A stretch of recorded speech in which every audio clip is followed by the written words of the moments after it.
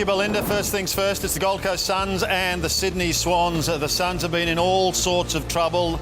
Rains, however, comes back in, so too does Wright. But Charlie Dixon is out, Sexton is out, and Jack Martin is out. Dixon and Martin are getting themselves into a little bit of strife. And late withdrawals, Burnell and Shaw. Whilst for Sydney, Grundy and Lloyd come back into the lineup. McGlynn is out with a hamstring and Brandon Jack has been omitted. So the Sydney Swans currently lying in third spot on the ladder. 7 wins for the season so far. A chance to move to 8-2. We'll take a break and see if they can do it when we come back.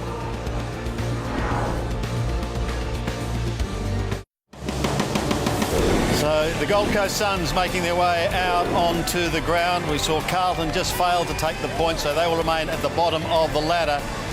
And equal with them on wins are the Gold Coast Suns with just that 1 win to their name so far. And it's been a wretched season for Rodney Eade and his band of players who've just been crippled by a number of different dramas in recent times. So let's see if they can produce something really special against the Sydney Swans this afternoon. Let's go to our team now, headed by a couple of Hall of Famers in Jason Dunstall and Brad Johnson, and one of the best callers in the game, Dwayne Russell. Welcome, boys. Thanks, Sandy. I don't think the Hall of Fame will be calling me all that soon, but it was nice to see the 2 superstars turn up today. It's always great to work with Brad Johnson and Jason Dunstall. And boys, this is a massive afternoon for the Gold Coast Suns. They've had a huge week. They've had to drop 2 players again for drinking indiscretions, and they're up against one of the best teams in the competition. It's not easy to make a case for them on paper, on personnel, Jono, but we have seen funny things happen in football. If you take a team lightly, you get punished. So there's the Gold Coast lineup. We know all the outs. We know the disciplinary reasons. The job rests with this crew here. Stephen May is going to have a massive job down back. Probably gets the role on Buddy Franklin. Look for Brooksby perhaps to start down back as well. And it's very much a makeshift midfield that somehow needs to find enough of the ball to give their forwards a chance. And Peter Wright, of course, the first gamer, 2-metre Peter. Looking forward to seeing him in action. Yeah, look out. He can run a 15 beeper, so he's got good endurance for a 200-centimetre ruckman. As we look at the Sydney Swans lineup, Grundy and Lloyd back in. Dan Robertson was very good last week. Number 27, look out for him. Jetta's finding some very good form as well. Consistent form. Buddy 7 last week. Will he turn it on again? And the key mids, Parker, Hanbury and Kennedy. You expect them to find plenty of football this afternoon.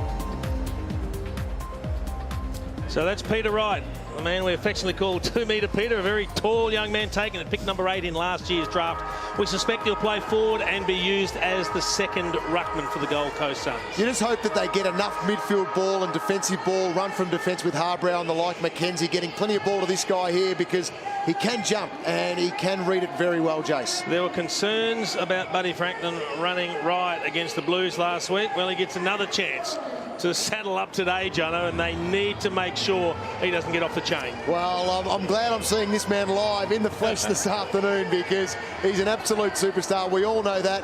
And last week he found form, and a player like Buddy, they find form, they usually continue it on.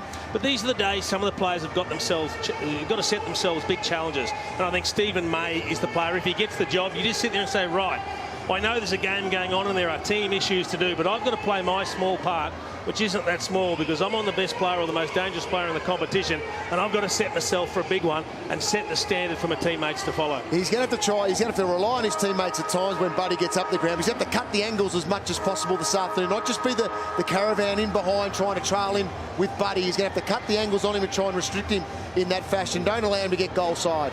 And an outstanding milestone for one of the Swans. Well, sometimes we perhaps underrate 100 games in this sport, but Mike Pike playing 100 from his background is an outstanding effort as we see McVeigh and Riscatelli in for the toss of the coin.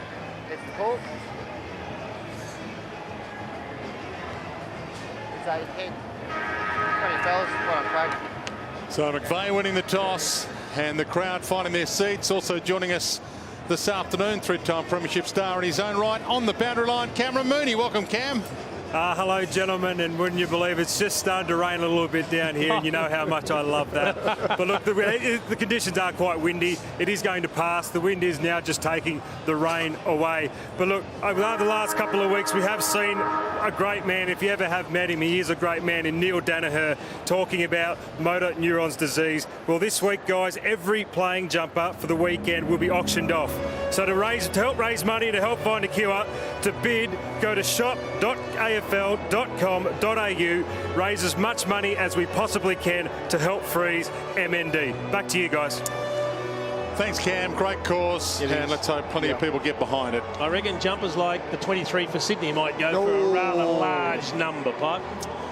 Absolutely. In fact, they've got a few stars when you look around. I think the jumper worn by the number 37 might go for more than the jumper worn by the number 23. Yep.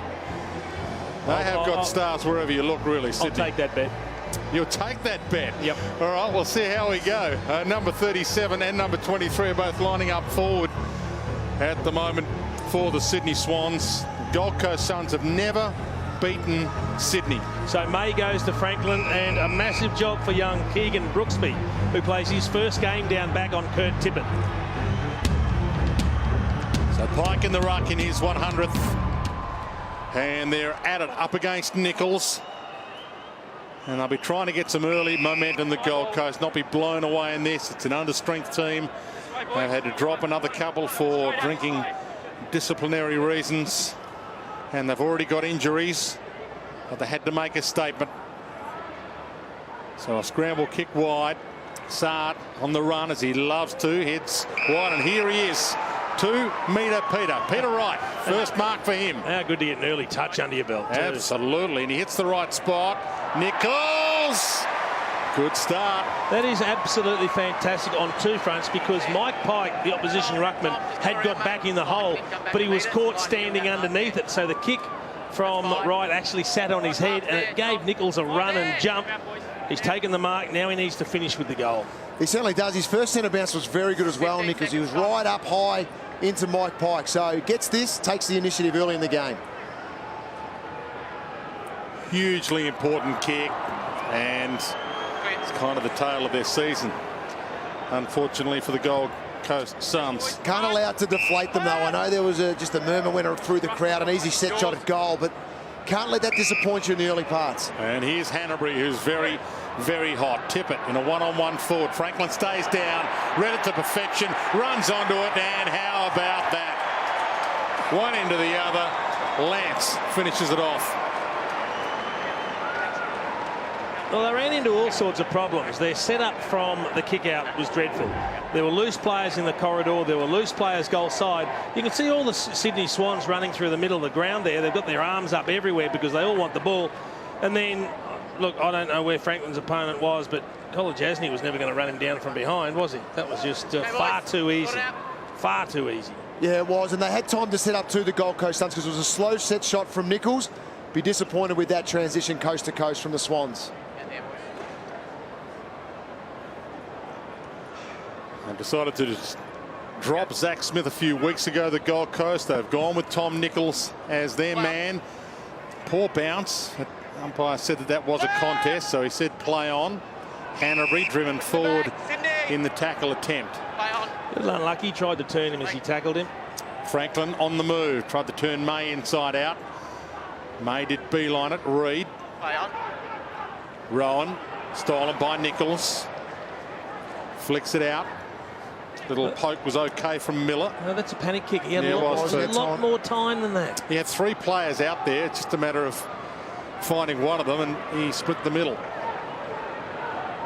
Stanley knocks it down. Little shimmy from Arbrow. Now Rains back into the lineup this week, and he's looking for Lynch. It was good work by Miller in that passage, because you mentioned the fact, yeah, Jace, he panicked with the kick, but he made up for it because he did the chase down tackle, which then caused the turnover from the Swans, and they were able to use it effectively in the end in the hands of Rains, with the experience of Rains, just able to use it nicely, going inside forward 50. Didn't kick it too hard, just put out in front of Lynch and allowed him to run onto it.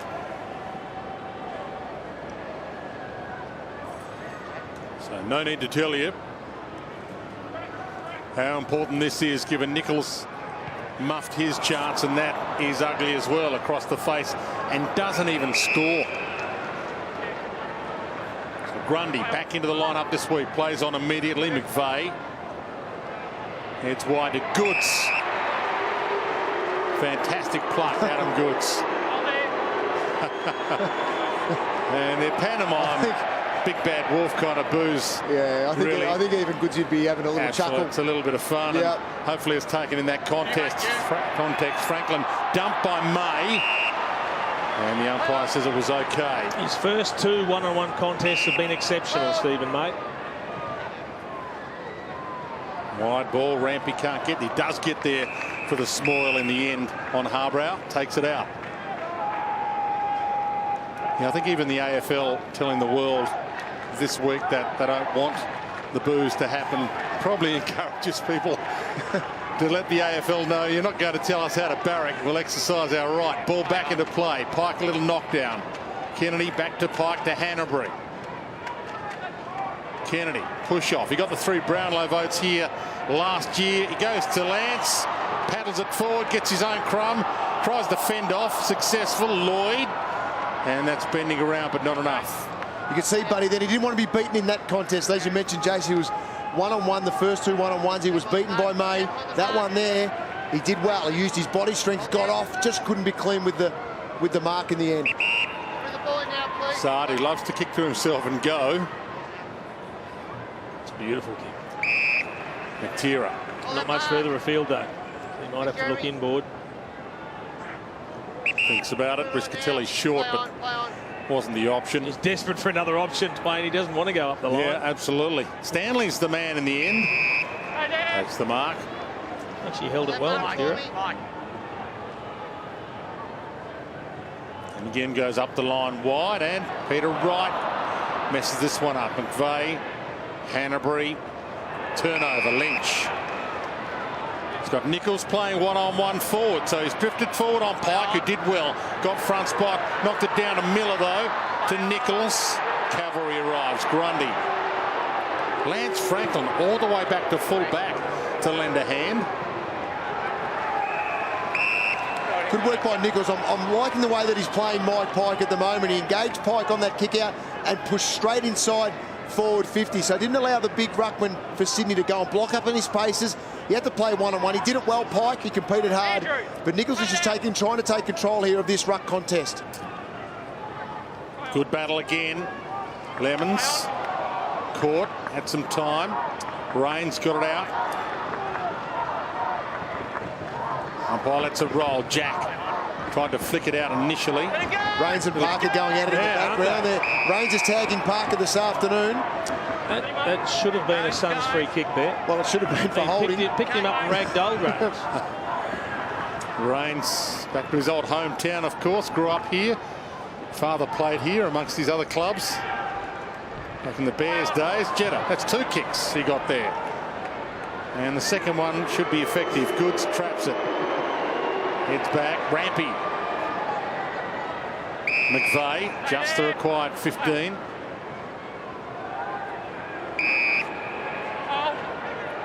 Smith takes some time. Yes, yeah, got it. Cunningham. 4 goals last time he was here as well, so enjoys this ground. And goes long. Reed in the spot. 1 grab. And out on the full.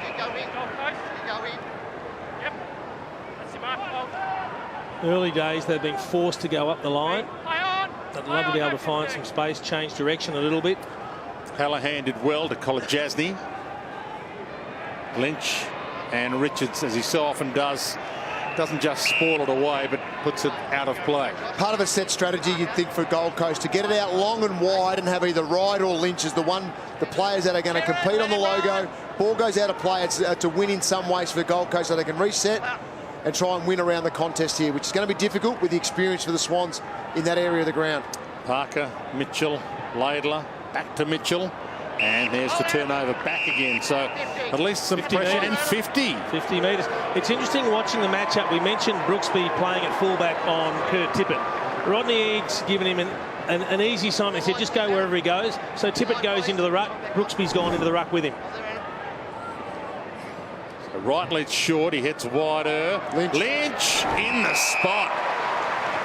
I don't know what happened to Ted Richards. He was a long way away, and he was actually picking up, took Miller, which I don't think was necessary when the kick in the air was always going to be to a marking target, and Lynch virtually took an uncontested mark now. Must do better with this kick. Couldn't do any worse. He missed everything with the last one. They only just missed everything. That's true. Could miss by further. They just needs to settle it. Needs to get them into the game. They've started pretty well, the Suns. So much rests on his shoulders without Charlie Dixon in the team this week, and he delivers. Good build-up then from the Gold Coast Suns, and that man on screen was able to get out. Here we go. We can just have a look here. You just see him pop out the back. Richards ends up getting a good block. It is a good block, from Miller, which helped Lynch get out and get a jump at the ball. But he just sort of let him go anyway, Richards. He was just trailing. He didn't really fight through to get up on the back of Lynch on that occasion. And if you allow this man to get his confidence up, already 2 shots in this game, then it's going to be pretty difficult to stop.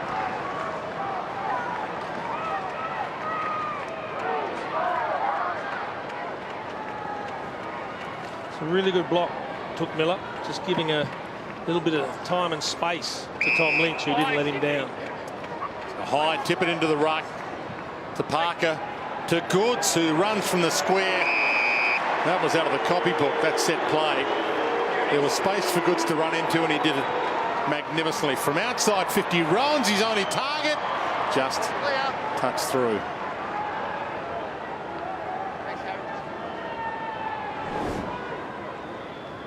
Been in good form, Adam Goods. Played well last week against the Blues. Still got toe, hasn't he, when he needs it? Yeah, Still he got a bit has. of speed. Reigns deliberately takes it out. Adam Goods now 35 years of age, 359 games. Two-time Brownlow medalist, games record holder with the Swans. One of the all-time greats. Back into play. And here he is on cue, burst through, and that's why he's one of the all-time greats. People will think we set that up. Well, as soon as Shade lost him and he got goal side, he was never going to run him down. He was trailing him. It was just, he reads it so well. He's done this 1,000 times. He just pushes off his opponent, loops around, and then good luck catching him. He certainly knows where the big white sticks are. It's a great finish, isn't it? Oh, it looks magnificent. It's great vision just to see how these great players in the competition get themselves out of a contest. Just reads the taps so well.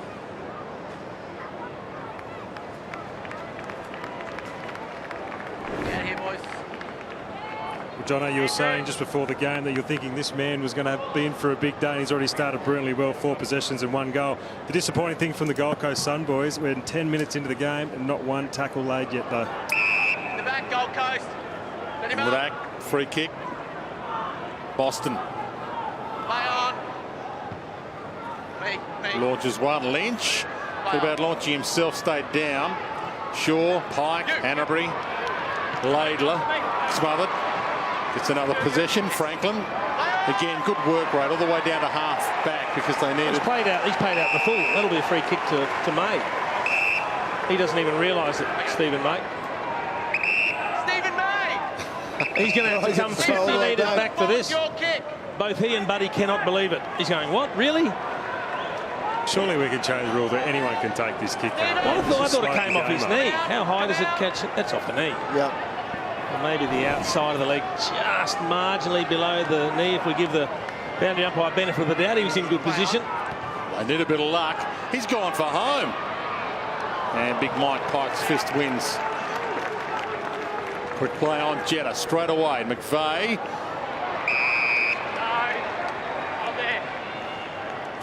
Moons is right, though. It's that tackling pressure. They've actually been pretty good with their tackles over the last 4 weeks, the Gold Coast Suns. They've led the tackles on a number of occasions, and that would be something they need to pick that area up and pick it up quickly, because if they allow the Swans just to get ball like this and get some free running play, it's going to make things very difficult for them. They need more pressure around the footy.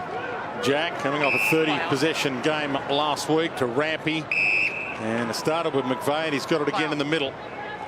Turnover. Broughton flicks it up, and Saad takes off. He looks around, no one can catch him. Will he go for home? There's no one to go to. He had to wait and said, come on, give us a bit of help. Nearly threw it in the end because he just had to get rid of it. There was no one forward at all for him. And in the end, as crazy an option as it looked for him to turn around and go back, that was his only option. Yeah, and it was the right option. That should have been a free kick to Lynch. McVeigh. Going to have to earn him tonight. In fact, McKenzie it was. He was tackled without the ball. Rampy. Hanbury. Kennedy, arms free, turns it over. Kolajasny. Now there's no one in the square again. He needs to bounce, gets the bounce.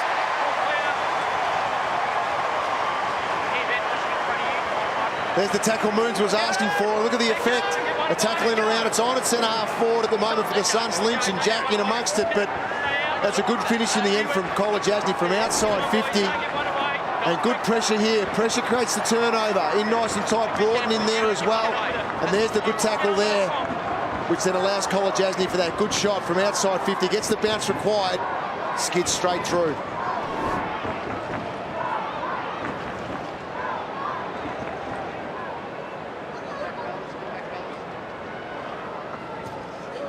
First season was a good one. Big 5, 2013. Great year last year. Just warming into it this year. Pike. Smother and a knock on. Riscatelli, who's their de facto leader. The captain, Gary Ablett's been out all year virtually. He's had to lead them, and he's done pretty well, Riscatelli. Turnover here, though. Lloyd runs inside 50. Had time to steady.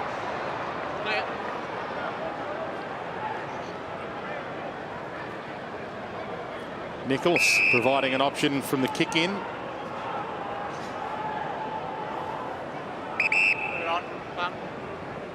It's an aggressive kick and a good one. Joey, back 2 minutes. So this is Brooksby. Keegan Brooksby playing in defence. Played a lot of footy as a forward, but his father was one of the great fullbacks in the SANFL. 280 odd games in the SANFL, so should be in his blood. Hanbury. How great was that from Hanbury? Just waited to the right moment then, Jace, to come off his man and intercept that ball.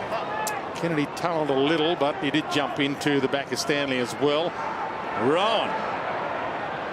Franklin leads. Overcooked the pass. It was touch play on anyway. Franklin, first man back. Hunts it down and rolls through an absolute ripper. He'll enjoy that one, Lance Franklin, because that is from a tight angle. Was that a right footer? That was a left foot dribble running to the right, running to the left leg. So in the end here, he just gets it. Oh no, he did get it with the right. He did. I thought he just dropped it on the left. Sorry there. I just wanted to make sure I wasn't seeing things. He's used the right foot and done it very well. Chopped it with the left hand onto the right. You're never safe. When he has got the ball, you are never safe.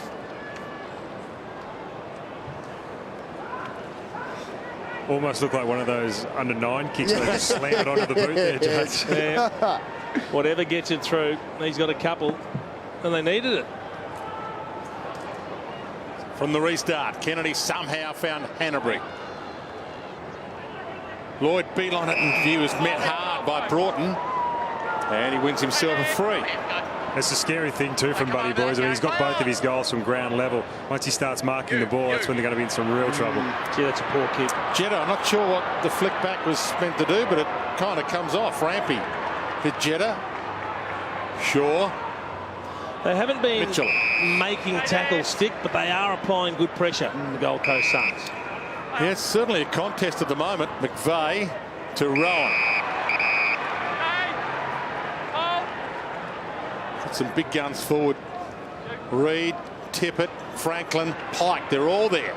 And virtually all jumped.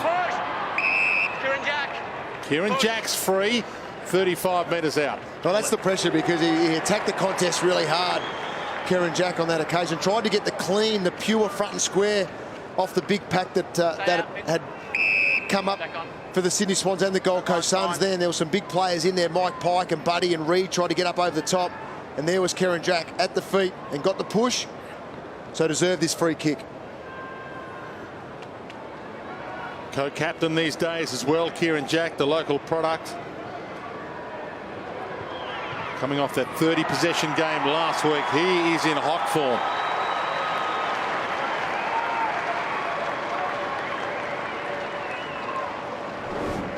Well, you can just see the two hands right in the middle of the back from Jesse Lonergan, because he knows he's got him goal side.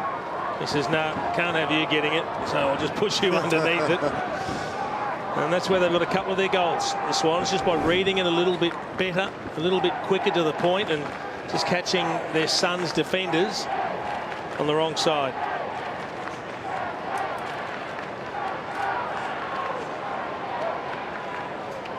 To hear a little Gold Coast chant ring around Metricon Stadium on the beautiful Gold Coast winter night. It's cool, but it's fine. A couple of sprinkles of rain, but that's all. Reid, Kennedy, Mitchell, Hanbury, McVeigh. And the dance step was beautiful. Heads toward Franklin. Good hip and shoulder May on Tippett. Broughton went back. Jack. Franklin tries to fend off, taken out by Lonergan. This is where they need to be careful now, Gold Coast. This is where Sydney have been very dangerous. They've looked very dangerous. Good just kicked one from a stoppage already in this game, a forward stoppage. They need to block the run. He's setting himself up again here, Adam Goods, getting the block from Mitchell. Parker had a piece of it, and Lonergan had a big piece of Parker.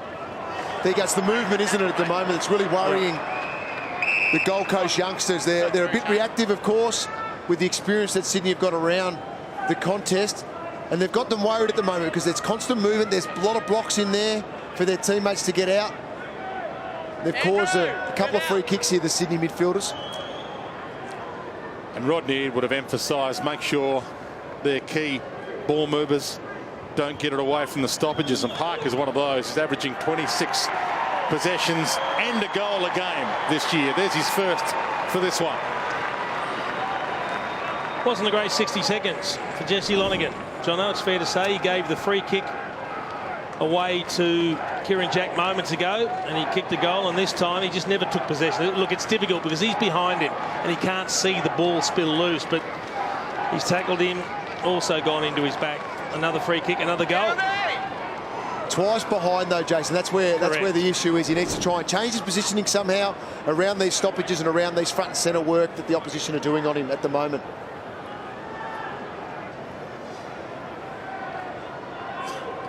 Saw Nick Malcheski in the early game today, Dwayne.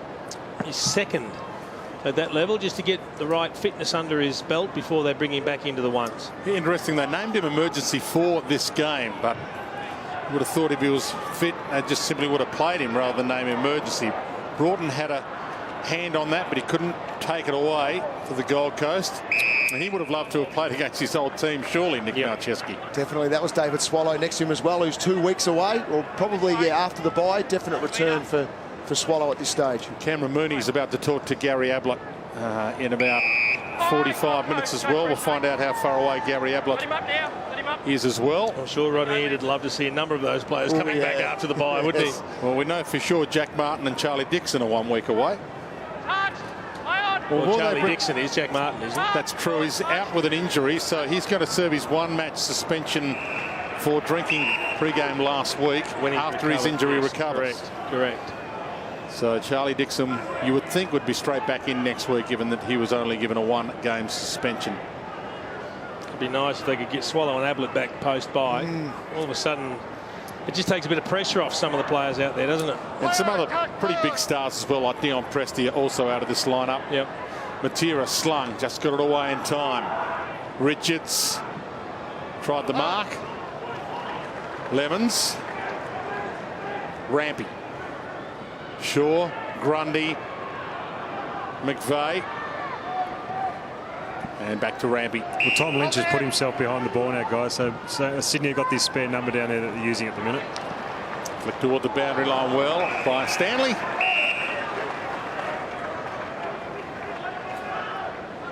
In a survivor as well, Danny Stanley. Started with Collingwood, of course. Well, started really training at Geelong, where he grew up, and now heading toward maybe 100th game here on the Gold Coast after being in and out most of his career. And here he is on cue, bursting through to Harbrow. Grundy. Back to Rampy, and they'll want to peel to the open side. Dangerous because Miller tried to hunt that down. Laidler now held up by Boston. Hanbury, and they have got the spare man. It's Richards. Hanbury. Can Reed get there for the contest? Does, gets it down, Tippett. Lynch had him. Lonergan, turnover back again. Hanbury to McVeigh. Short towards Tippett, bumped out, and Saab.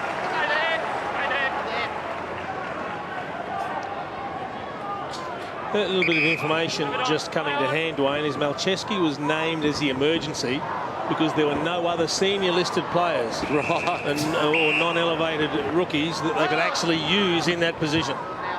So that's how light on they are for manpower. Absolutely, and as we've mentioned a few times, part of it their own doing. Of course, it's not all injury. It's suspension as well that's caused it. Good spot for a ball up here for the Swans. Nichols rips it out of the air. McVeigh kept it in front. Adam Goods already knows where they are. Sidestep, spins it around the body. Just punched it through. And it's a Gold Coast free. The behind won't count. He's done very, very well. It's been a really good start from Keegan Brooksby on Kurt Tippett. Looks comfortable, doesn't he, Jace? Yeah, Tippett's just had the one possession for no score. Only a couple of possessions to Brooksby, but he's done well competing. He held his body position there. He's gone into the ruck with Tippett already, so terrific learning curve for him. Yeah, that's his second AFL game as Reed floats in. He made his AFL debut last week. Keegan Brooksby.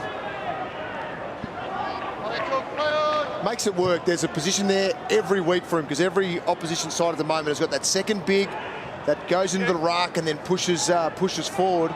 If you can do the job on Tippett, confidence will rise, and there's a spot every week for him to take on one of the opposition's bigs. Yeah, he's got the versatility, knows how to play back, forward and pinch in the ruck, but he is 25 years of age. He's not been brought in last week for his first game as a teenager, so he knows how to play. Spending time in the SANFL as Mitchell heads to Franklin, who has already got two. He did juggle it a little. I thought he juggled it over the boundary line. So is he on the good side for his left foot, given that it's a terrible side for a left footer? Well, he can bend them right to left. And he's done what every good forward does. Looked at all the options, pretended he was going to pass it. And moving the photographers here, surely. Yeah, I mean, he can't go around anymore because he can't go around. He needs to tee this work. The wind is actually going right to left, so with his natural bend, Jace, as you said, he will bend this straight back through the middle. Yeah, but I always believe you're allowed to follow the fence back. You can't make him kick off 2 steps, so he's entitled to go back along the fence. You've got to get on the commission and get that rule in because you're absolutely spot on. It's impossible for him to have a shot with a 3-step runner. McVeigh. He's becoming too unselfish, buddy. Jetta, well, he can kick a long bomb. Tippett's down there, got it to ground. Lloyd caught, stripped by Russell, got it back. Mitchell kept it in. Parker, turnover perhaps. Matera, little toe poke away from Laidler. And he tried to dive on it.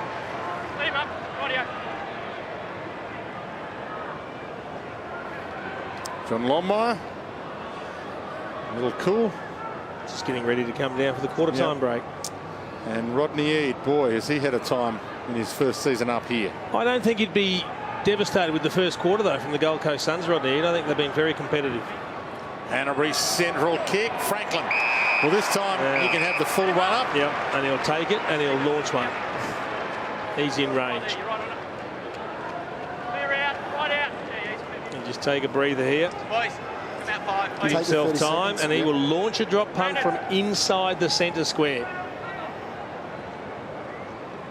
Coming off a 7-goal game against Carlton last week, Lance Franklin, his biggest bag this year. With the matching red and white boots, beautiful. This is for number 3. Bang. Gives it plenty. But it's inaccurate.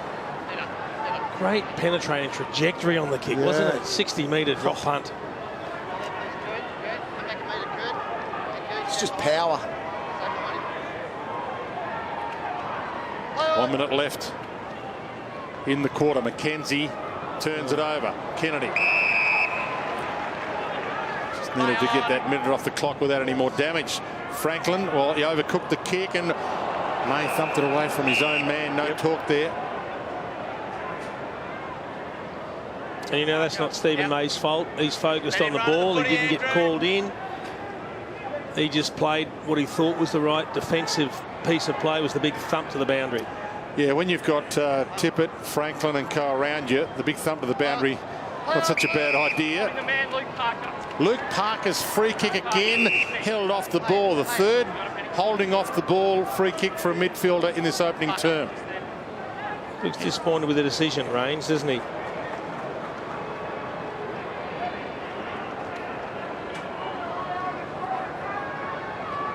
So Parker's already got one. This is for his second. The umpire always keeps an eye on the tag as though around those contests. And he hits it a little skinny. Mackenzie want to get this right this time. Last kick out he played on. Straight kick straight to Kennedy. Easier option there, short. Kolajasny normally uses it well. Won't necessarily know how long left. 29 minutes gone on the clock. Big pack flies. Lynch had a piece of it. Kennedy. McVeigh, little fumble. Gone. Yep. But not time enough for them to attack from here. No, and I think they're aware of the time. They wanted to play it long up the boundary line just to run out the time to quarter time.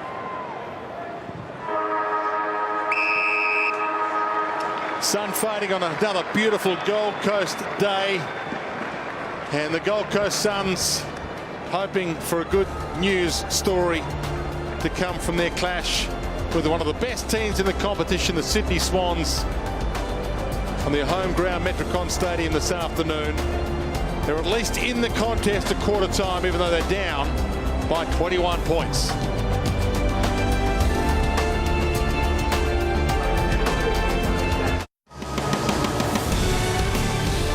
Welcome back to Metricon Stadium on the Gold Coast. Sydney Swans lead at quarter time by 21 points. 2-2-14 the Gold Coast to Sydney 5-5-35.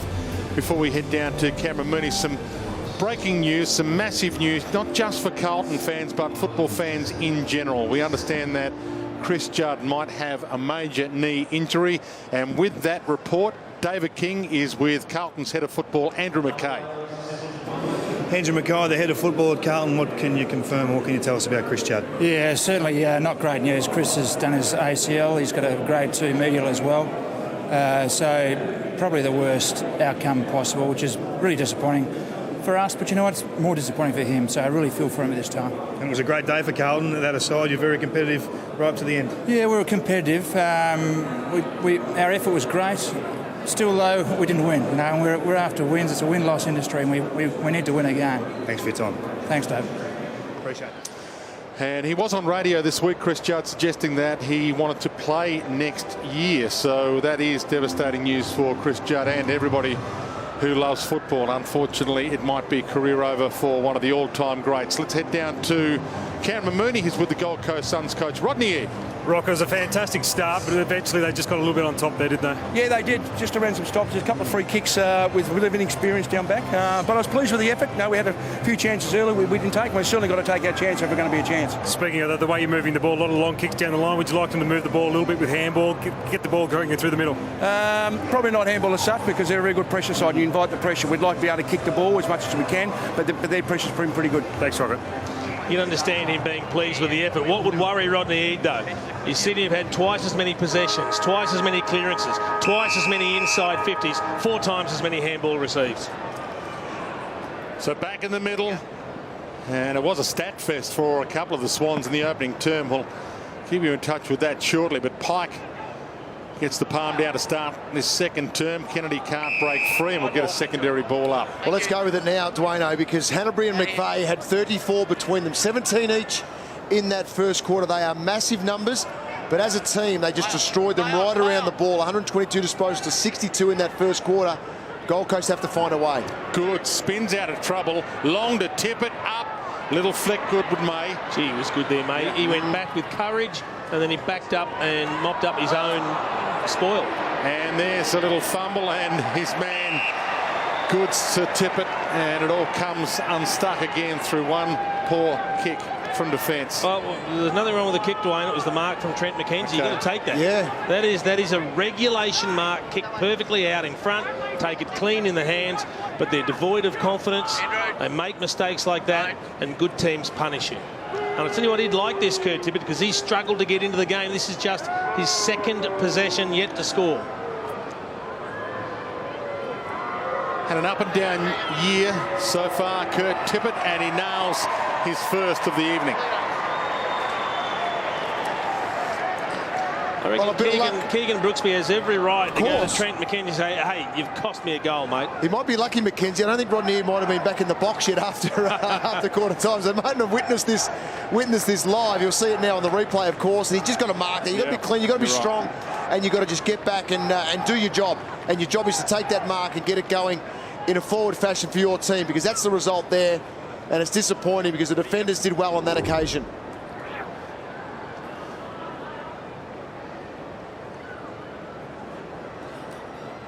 Swans have kicked the last 4 goals of the game. So Mike Pike in game 100. Up against Nichols again. Nichols wins the palm, but to Kennedy. Mitchell, Hanbury gets another one. A roller forward. Parker's down there. The little flick back was clever, but there was no one waiting for it. Kolajasny to the midfield, and Rampy mops it up. This is when McVeigh's getting all his ball. Handball receives around the back at half back. He's just working back hard, and they're giving it to him at every occasion. He might be reasonably fresh, McVeigh. He was subbed out last week with no apparent injury problem. Little toe poke, Hallahan. Kolajasny. Miller bumped on the kick. Hanbury. Mike Pike, the delivery man, didn't want to have a kick to Mitchell. And Nicholas marks his mongrel. Good head-to-head at the moment, Nichols and Pike. Yeah, I don't think he's been too bad, Tom Nichols. He's worked hard. Rampy, beautiful pick on the run. Touched.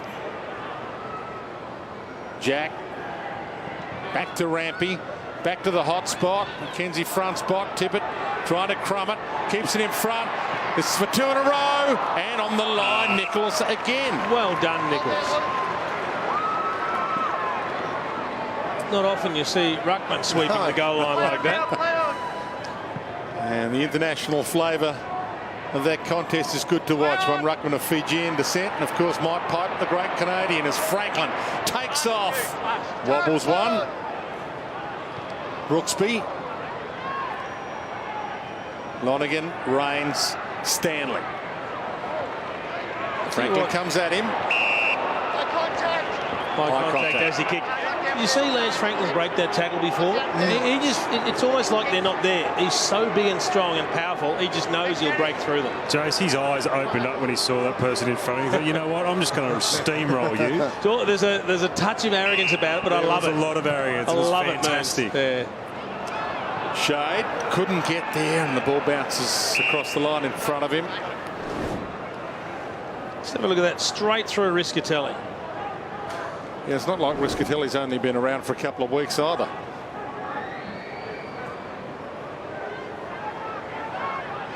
Nichols and Pike again. Miller. Forced to lay a tackle then on Hanbury. In his back. Dan Hanbury's ball. The numbers are really starting to heavily reflect a one-team match here. Franklin knocks it down, and Cunningham, right spot, right time. Now, Jono, how many times are we going to see a Sydney player getting goal side of the defence and running into the goals? You look there, I think it's Broughton on Cunningham just to do any hard work early to get on goal side. And you can just see here, that's just too easy to get front and square from Cunningham. Reads where the tap's going to go. Braun's an experienced player. He's one of the experienced players out there. He's got to work harder back first, get body contact, work defensively on his direct opponent. It's too easy at the moment. Hanbury up to 21 already. Only played 5 minutes into the second quarter. He could have 30 by half time, Chase. Nichols from the restart gets his own knocked down. Over to Jack, slung. High tackle, Sydney. So it'll be the man who kicked the goal, Cunningham, to Jetta.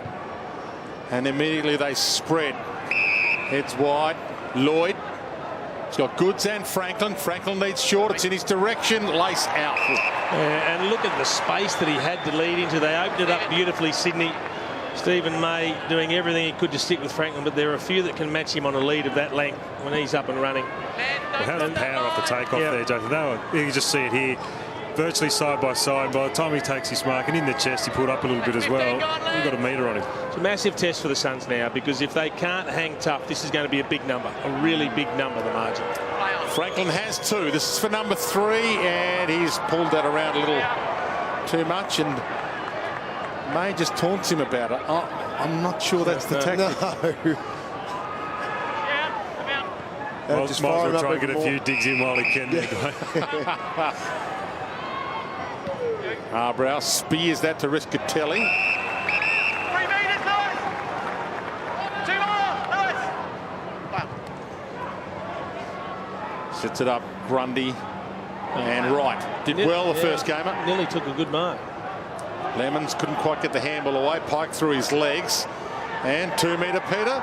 Long way down. Nichols, long way down. Lemons. In the back, Gold Coast. Free kick. It's a good out for them, because if you've got Wright and Nichols as the 2 blokes trying to pick up a ground ball, you're probably not going to come up with it too many times. Kolodjasny. Just to maintain some possession would be a good bonus for the Suns. Hallahan. Just hit a few targets. They could switch it here. They have got numbers on the far side. Yeah, you can see that Hallahan. It's just a matter of how he gets there. We heard Rocket say that he didn't want to do it by handball because they defend so well, City, but this is how they want to do it by foot. Unfortunately, we know they're the worst kicking side in the competition. It is. It just deflates you, doesn't it? Because you're out there, you've got a clean disposal. Kolodjasny's missed one in the defensive end a little bit earlier on. The ball went back in, and that's where Cunningham was able to kick his goal. That one there, Lynch back as the spare. In the right spot, got used, but you just got to be able to hit those easy targets. Do the basics well. Yeah, and it looks like they're going to position Lynch down there for most of the match. Parker head strapped. May front spot, tackled. Free kick. I like Stephen May because when he sees an opportunity, he attacks the ball. Not always just worried about his opponent. If the ball's there, he goes and gets it. And I think that's the mindset a lot of backmen need to have. And he was unlucky missing those games with the hit on Tom Rockcliffe, although dreadfully unlucky. Tom Rockcliffe thought he deserved it, which was interesting. Broughton. Shade. One of the poorer decisions, I think. By the match review panel? Yep. Yeah, I think well, a lot of us agreed with that. I understand why they did it. I disagree with the theory behind it, though. Well, short jump here. He stays down. Tippett called into it. Right to Matera. Boston. Touched off the boot. Shaw gets there. He'll be told it's out of play. Sorry, hold it. No, it was touched off the boot. Touched off the boot, so it's a throw. You got to change. He just gets told his stat didn't count. Turns 34 this year, Reece Shaw. Fantastic, experienced campaigners for the Swans, leading their charge again this year. Kenzie gets it up just in time. Harbrow. It's not bending it back enough. Well, we know how undermanned the Gold Coast Suns midfield is. The one experienced, really good player, consistent player they got out there, Michael Riscatelli, just isn't getting into the game at all. He's only had the one possession. And as we mentioned earlier, he is their leader. Gary Ablett not playing. Charlie Dixon, who some say was their spiritual leader, not playing as well. Suspended for a week. Dion Prestia, one of their other captaincy options, not playing. Rowan sends that to the pocket to Pike, and Kolodjasny gets there. And takes it out of play. Well, Brooksby's pushed forward now, so he's playing as a key forward along with Peter Wright at the moment. So the two bigs, they've pushed him forward. He was playing defensively on Kurt Tippett. Well, Tippett's gone into a ruck, and this time they've allowed Nichols to go against him, whereas earlier Brooksby was going all the way. Well, they've gone smaller because Mike Pike's in the square and Colin Jasny is his direct opponent. Hallahan. Stanley. Saad. Right. Trying to go back to Saad. He wanted to just keep beelining it and paddling it forward. Stanley. Swans have the numbers, and Rampy should mop it up. Richards protected him and gets it back. And that's going to be the problem because they're playing Lynch as that loose down back, and I think that's allowing them to play smaller on someone like Pike when he is forward, Jono. But the problem is when you do go forward, ultimately, if you haven't got control of the footy and if you're forced to kick when you don't really want to, they're always going to mop it up. Franklin, delightful, and then to Goods, just stumped away. Lynch. Lonergan. No free game. Well, it was. I think the umpire was waiting to see if it was advantage. Saad tries to shimmy. Wants to get it back again. Lonergan around the body towards half foot. Umpire thought about blowing his whistle. McKenzie keeps that alive. Good option. Gained 40 metres. That's the other problem, having Lynch down as your spare man, Jace. We just see the replay here. May have just about nearly gone out. Whole ball wasn't over. But you're leaving two absolute inexperienced guys down in your forward line, so that's the problem for it. Trouble is he's got no option shot in the head. Riscatelli. He has done it twice now, though, Brooksby. He's gone up as the third man. He's tapped it over the back, and they've scored twice from it. Harbrow the first time. Riscatelli that time. Just unfortunately haven't put it through the big sticks. Just his second kick, Riscatelli. He did ruck in the SANFL, but he was thought to have not been tall enough to ruck in the AFL. That's why he hasn't been picked up until now by an AFL club. Looks a good mobile type. And as we speak, he was about to head down back, and I think the runner's just pulled him up. Parker. And will ricochet back to Smith. Jack. Caught by Harbrow just in time. Mitchell. Franklin's got three going at it. Lynch got there, dropped the chest mark. Matera mops it up. Russell. It was a really good spoiler with the chest. It was. Went forward 10 metres to a teammate. Harbrow. Some confidence back at the moment, the Gold Coast. Good fist away, but they're hanging tough at the moment. Johnny, you've got to feel for Rodney Eade. We know he's a master tactician, but he's got no personnel with which to do anything. So it's a real tough struggle and grind at the moment, isn't it? Well, it is. And as you mentioned when we had a chat to him before the game, Jason, was all about that midfield transition. Just doesn't have the experience and that elite player that can get up and back. We've mentioned Ablett out, Swallow, Prestia. They're the ones O'Meara for the season. Yeah, Bennell. Like, they're the transition players that can work defensively and then push forward with speed. Just doesn't have that at the moment, which is hurting the Gold Coast. So if you looked at those, if you went Ablett, Swallow, Bennell, O'Meara, Martin, Prestia, that's their six best midfielders are not playing. Yeah. Your six top midfielders are not playing. Yeah, that does make it hard. I mean, then you can throw in Rory Thompson, one of your best defenders, Sam Day and the likes. The list goes on and on. You can understand why they're getting belted, but he's got to find a way to make them competitive in the meantime. Jetta, dangerous, risky, but fortune favours the brave. Jack goes wide. Smith. Franklin's on the move. He goes to Reed instead. He gets this. He's got Franklin free. Will Franklin go for home? Unselfish, went for Lloyd. Oh, he turned Matera inside out and then kicks with the inside out to Mitchell. That was a little easy, wasn't it? Well, it was a fair step by Lloyd, wasn't it? It just opened up for Buddy as well. When Reed took that mark, his opponent had to go up and stand the mark. That's where you make the decision. Do you stand the mark? Would you have to close up Reed? And I'm glad he did go up on the mark and not just solely focus on Buddy Franklin. It was Lynch there who then had to come up. But too easy a step by Lloyd on Matera. Tom Mitchell's had to wait for his turn to become a regular in this lineup. Probably not locked in as a regular just yet, but he's played some fantastic games in 2015. Well, I think given the time it took him to get in there, I reckon he's just about a lock now. I don't think he's going to let this opportunity go. He's starting to work. Well, we know he can find the ball, but he's working on the other issues, the defensive side of the game, the right structures. I think he'll make the most of this because he knows how hard it is to break into this side. Definitely up to 16 disposals in this game, as well as McVeigh and Hanbury. So he's the one finding plenty of footy through the midfield and pushing across half forward.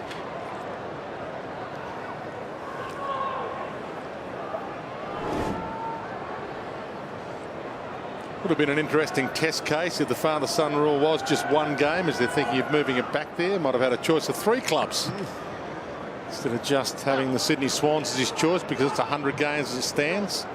Miller through some traffic, high bomb forward and post. Can you believe it? Boston thought he had that. Gee, it looked good, didn't it? Unlucky.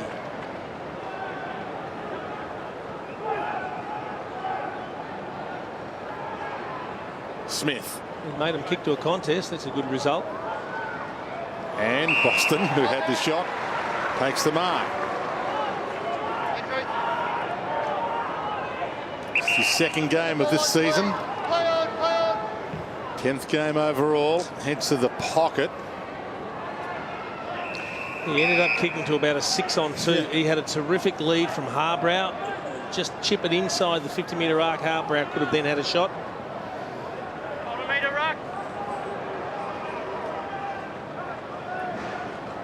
Nichols knocks it down. Miller, it gave it straight to Goods. Hanbury, good smother, but gets it back to Franklin. Again, shows how sleight of hand he is. Thought about a couple of handballs and then gets it back on the run. Brilliant to watch. Lloyd in a good one-on-one. Broughton, Lloyd tackle each other, sling each other.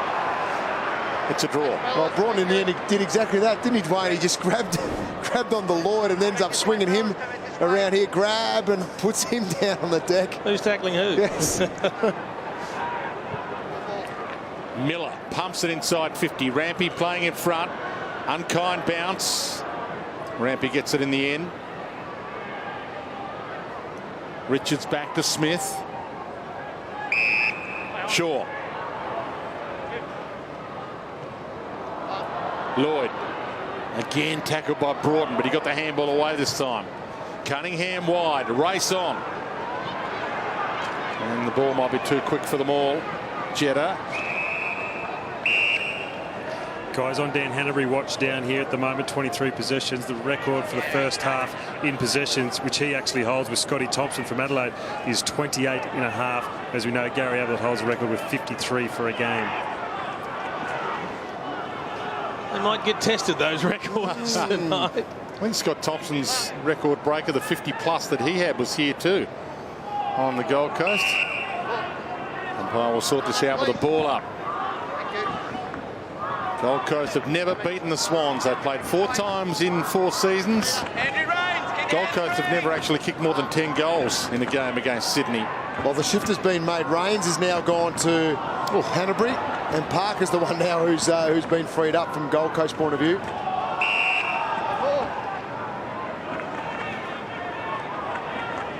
Next fellas, next one. Coming this way, fellas, coming this way.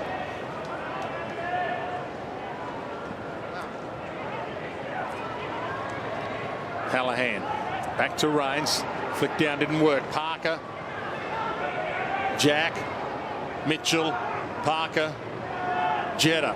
Options are plenty. Heads wide with the kick. Rowan stands under it. And Kolajasny just got a little palm on it. And toss it in, the umpire says. McVeigh pleading for a free. Just slapped his hands together, Shed, because he knows that's not the option. He spoke about all the options he had. That long kick to the boundary is not the option for Sydney. Goalless in this term, the Gold Coast. Miller. Oh, unlucky. Gave it to Lemons, tackled.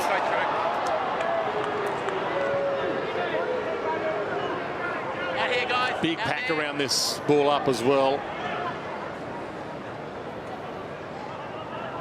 Tackle late on Boston. Can't break freeze.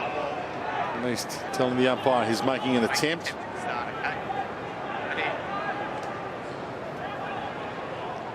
Pike. Luke Parker again gets a block free kick. I was just about to say they've worked things better, positioned themselves better at stoppages, which would have been identified by Rodney Eade at quarter time, because they were beaten in that area in the first quarter. Then they just give away another silly free kick. So Reid, Franklin and Tippett all down there. And well played by Nichols, accidentally, deliberately handballed it through. He's done some good defensive work, Tom Nichols. Yep.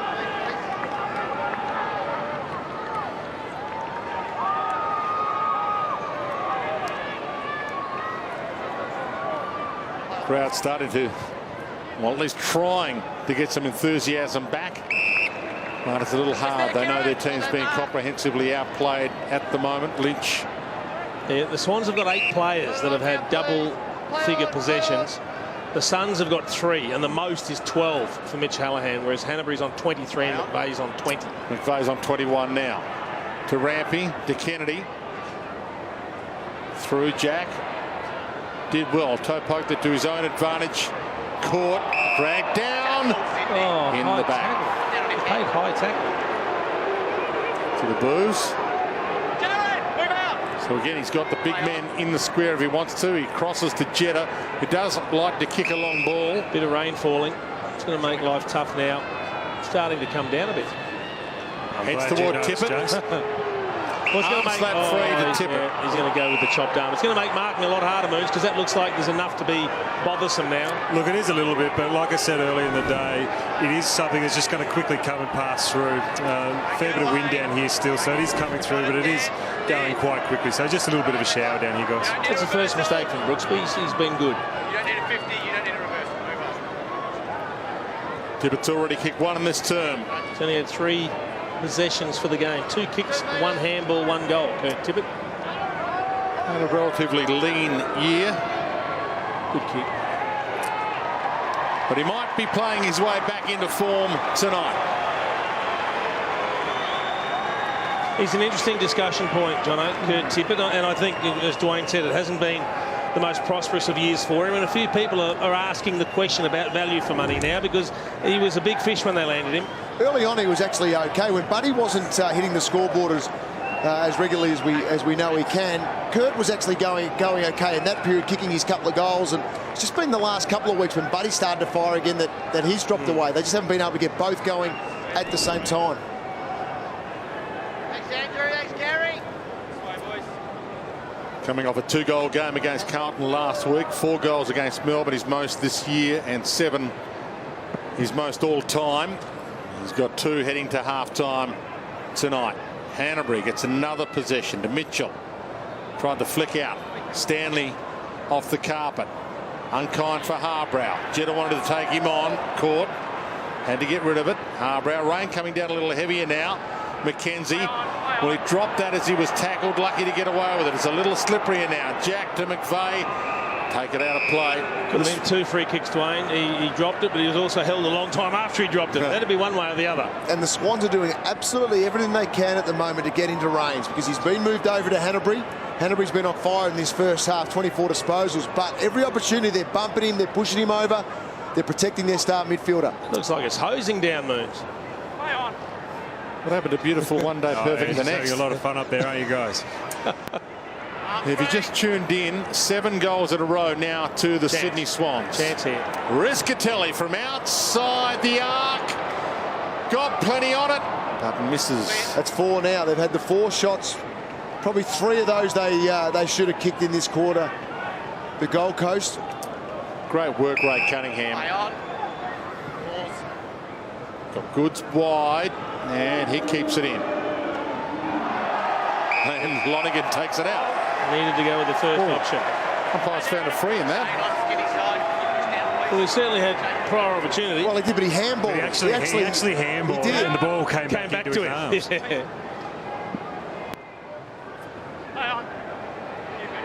Rampy, Jack, and Jetta has some space ahead. Mitchell, Richards tells him to hold it up. Franklin wipes his hands. Play on. Jetta. He's taking it easy at the moment, the Swans. Parker, the big leap, and gets it back again. Lloyd. Parker. Towed off the deck. May, good pickup. Couldn't go to ground there. That's the rule. You can't slide in and take somebody's legs out. Have to keep your feet these days. So it's a different wet weather attack on the ball when it's on the deck. Matera lays a splendid tackle and keeps it in the area. 2 minutes to half time. The lead at quarter time was 21. Sydney's way. It's now 43.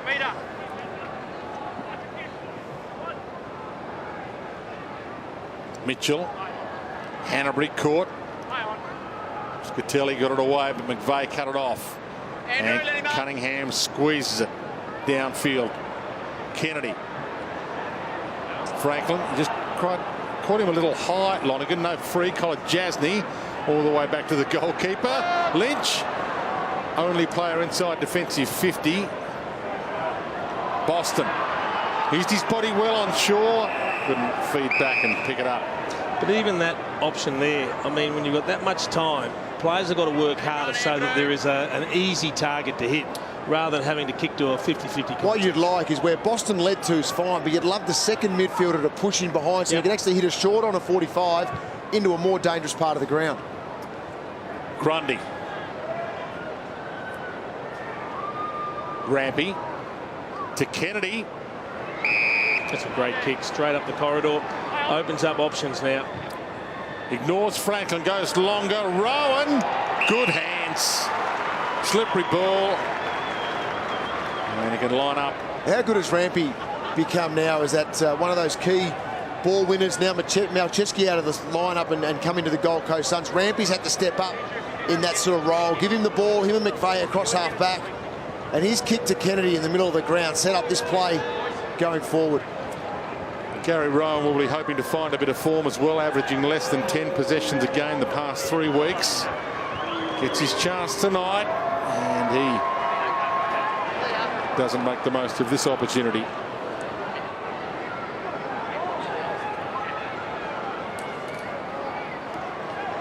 Swans can be second on the AFL ladder tonight. They could be one win from top spot, with Fremantle losing last night. Season shaping up nicely at the moment for the Sydney Swans as Nichols thinks about playing on. Next week they have North Melbourne at Etihad Stadium and then the bye, so they can head to the bye in some reasonable form and maybe with a top 2 spot and then attack the second half of the season. They are genuine contenders again in 2015. Gold Coast free off the ball. Took Miller's received it. So Miller in the driving rain now as Richards attacks this, and he'll have a chat to us shortly. So the siren sounds. Started pretty well, the Gold Coast, held their own until halfway through the opening term, but since then have conceded 7 goals in a row to the Sydney Swans, who extended their 21-point margin they had at quarter time to a 44-point advantage at the long change. The Gold Coast undermanned. Had another horror week this week outside the white line. I'll be hoping to at least take something out of this, even though it's a tough task against one of the best teams in the competition. Half time here, 44 points the margin as we head downstairs to Cameron Mooney. Well, Teddy, they started pretty well, the Suns, didn't they? They gave a little bit of pressure, but after about 10 minutes or so, you guys really took control of the game. Yeah, and that's what we wanted to. And then they started putting 1 or 2 behind the ball. So to the forwards' credit, they were able to put on the pressure, but we were able to get one or two loose back. So hopefully trying to get more repeats and inside 50s. What about the conditions at the moment? 10 minutes running on and off. Is there something you have to do to change your game, or you just keep sticking with your game plan? Yeah, still keep sticking with it. It has been a bit slippery. To be honest, I didn't actually know it was going to rain. So, I don't know what's going to happen on the third. Good on you, Teddy. Go on. Sandy, back to you over there, buddy. Good on you, Moons. Not exactly boundary rider conditions, but you're doing a sterling job. So they have stretched their lead from 21 points to 44 points at half-time. We shall take a break. When we come back, of course, we're going to have a complete wrap of all the drama that's occurred at the MCG. The bottom line is Adelaide was successful by 9 points, so no doubt the players were pretty happy to sing the song.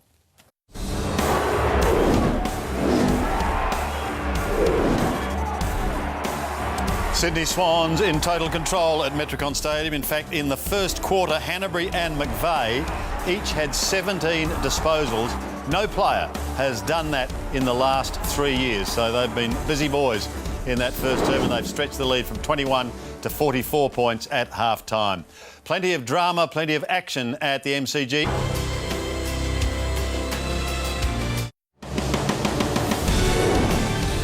Welcome back to our coverage of the Gold Coast Suns and the Sydney Swans. The Gold Coast Suns at the moment have something like 15 players unavailable for selection, whether it's due to injury and or suspension. So they have been decimated, there's no doubt about that. And one of the players that they're sadly missing is their little captain, the little master, Gary Ablett Jr. Cam Mooney caught up with him a short time ago. Moons? Thanks very much, Sandy. Gaz, first of all, how do you think the boys are going tonight? The effort was there pretty early, wasn't it? It was. I think for the first half of the first quarter, the effort was there. But I think for us, we harp on about effort, but effort without method, really means nothing. So we've just really had to strip everything back, start really teaching the boys proper running patterns, how to use your body properly, where to stand. We're working on all those things during the week. You can see the improvement there, but it's going to take a little bit of time. Been a bit of a big news week for you guys, hasn't it? A little bit disappointing, I guess, with some of the things that happened probably over the last couple of months or month or so, just with the boys going out and having a bit of a drink. Yeah, it's disappointing, Moons. I think as a club, we're just going to continue to educate on what it takes to be a professional footballer. We talk about professionalism all the time, and a few little incidents that. We need to improve in that area. That starts with me as a captain, with the leadership group, and obviously some of the other people around the club in leadership positions. We're going to make sure we're driving those standards, and everyone's doing everything they can to give us the best chance of winning. The body, mate. Let's talk about that. How far are you away from playing? Yeah, I'm hoping the Carlton match at this stage. I'm doing everything. Which is when? Which is the first week after the bye. I'm on track for that. Slowly building up the contact work and progressing things in the gym. And if everything goes well, I'll be ready to go for that game. So is it pain or is it movement that you can't quite get the hold of at the moment? Mate, it's a lot of things. I've got the humeral head at the moment that's grinding away on another bone, and it's been taking time just to teach the shoulder again how to move properly. Obviously, building up that strength so that doesn't happen. And, a few little complications along the way, but, I'm doing everything I can and I'll know when it's ready. All right, mate. Thanks very much for your time. Can't wait to see you back, buddy. No problem. Thanks, mates. Cam Mooney speaking with the Suns skipper, and that will be good news if he can get back the first week after the bye. Our coverage continues tonight, a big game at Etihad Stadium between Geelong and Essendon. And, of course, we all know that Paul Chapman changed camps a couple of seasons ago. He's now in the red and black, and he's not overly happy with some of his former teammates. Chappie, were you disappointed with the article last year about Stevie J and all that kind of stuff? You've had a different relationship. Yeah, we have. Yeah, we definitely have. And, I think it's been well documented. Parts of the story are true and parts of it aren't true. In football clubs, there's 40 different personalities. You get along with some guys, you don't get along with others. And not that means Steve didn't really get along as people, There was just some instances on the footy field that, we sort of clashed and we never really got over, We sort of tried to work it out on numerous occasions but didn't quite get over it.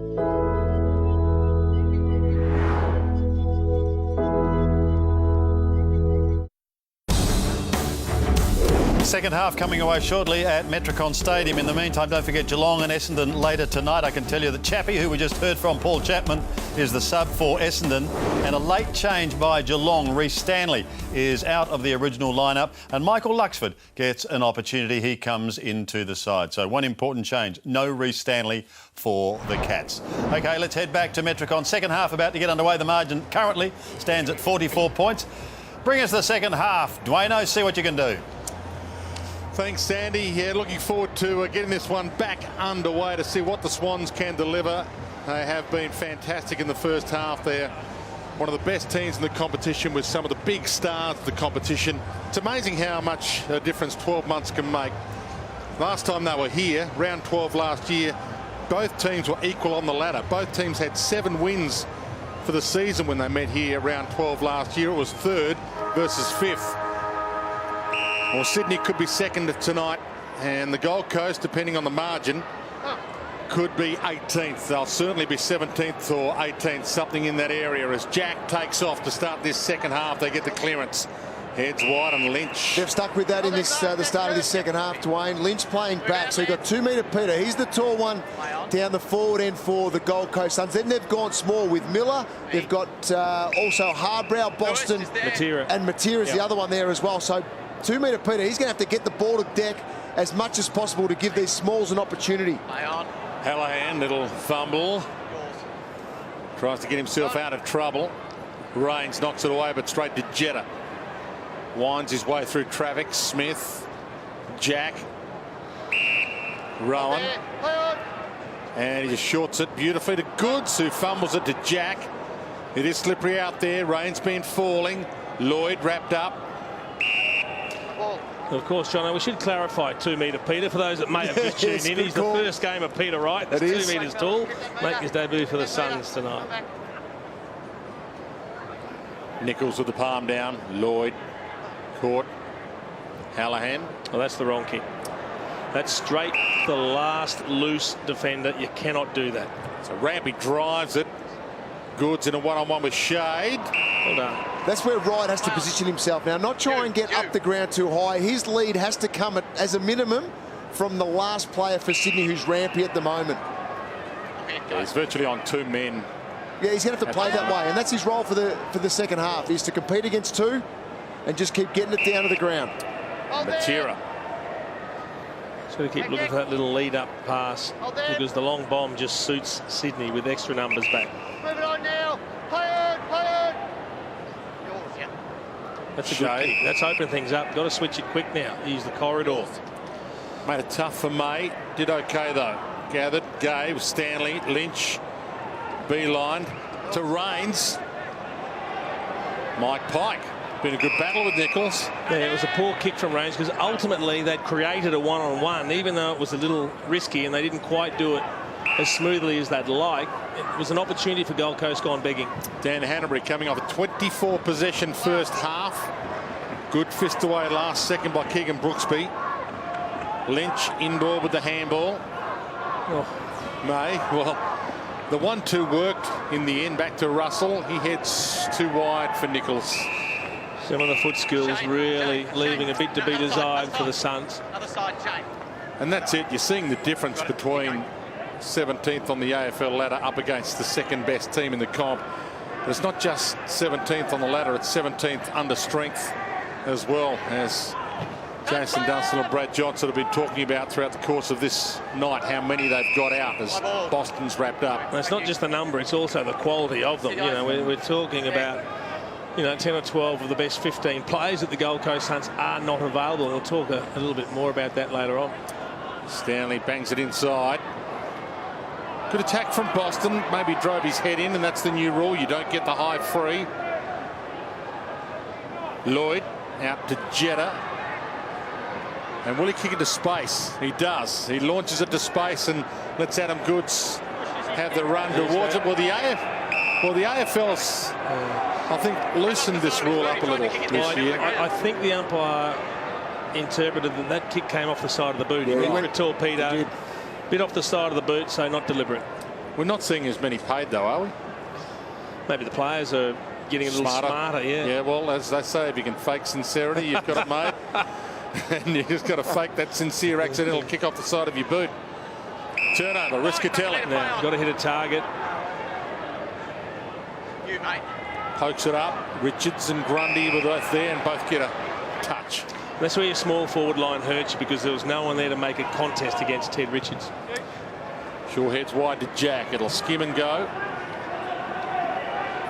Saad knew what he wanted to do, just couldn't do it. Now Reed inside 50 flies. Good mark to Lynch in front. Very good mark. Next trend. Hold the mark, Sam. It's a quiet night again. Sam Reed, just the one kick at this point of the game. Shade. Thanks, Adam. And a few players that have had lots and lots of it. Hanbury 26, McVeigh 24, Mitchell 20. And a few who haven't seen much at all. Hands in the back.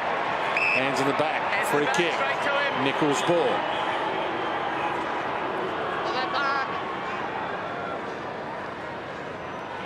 I mentioned the comparison to last year when it was 3rd versus 5th when these two met here mid-season. And there was a big crowd that night as well, 21,500. So it's a hard task building up a great supporter base. You can lose it quickly. They've got to have a long, hard look at their discipline at this club, as we've mentioned a couple of times, to try and resurrect the fans' faith. Lonergan. Mitchell slapped an arm. Free kick. The discipline as well, Dwayne, just doesn't go to the membership base. There's sponsors as well that be looking closely at that, and the players have got to realise it's more than just, you know, that act of undiscipline. The results are a lot deeper than what some players would think. Yeah, a lot of people, especially with a franchise in a new market, a it's growing critical market. up here. Yeah, it is critical. Mike, keep the 1 metre. It's been disappointing. So they've got to stop thinking of themselves and in that situation and look broader at their teammates, but the club as a whole and the effect that it has right through the entire club.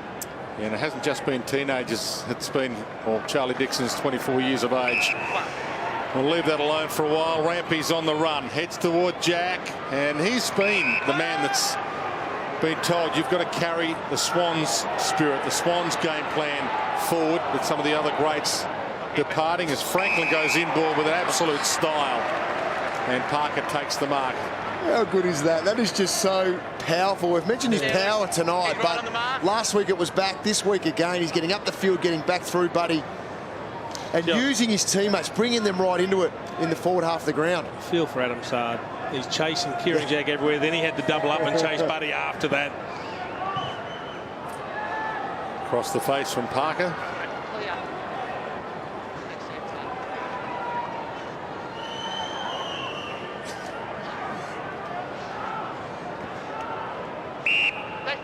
Kolodjasny, who is their delivery man from defensive, they can get it to him. Well, that's good. A couple of kicks in the corridor. It gives you options. May. Got to keep going. Oh. And a big fist out of play. Big decision-making choices for these players, like May just then. So 3-on-2 further field. How do you identify a 1-on-1 to kick to, where you can actually get the kick that favours the Gold Coast Sun in that 1-on-1? And that's what they've been unable to do. Tippett rucking now. Nichols slick to Rains. Kolodjasny.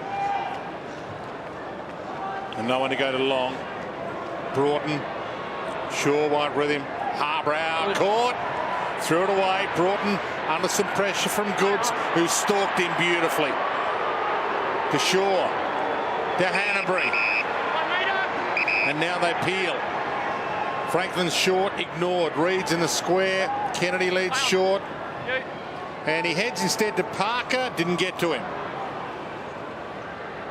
Lynch. Franklin, oh, he tried hard. McKenzie.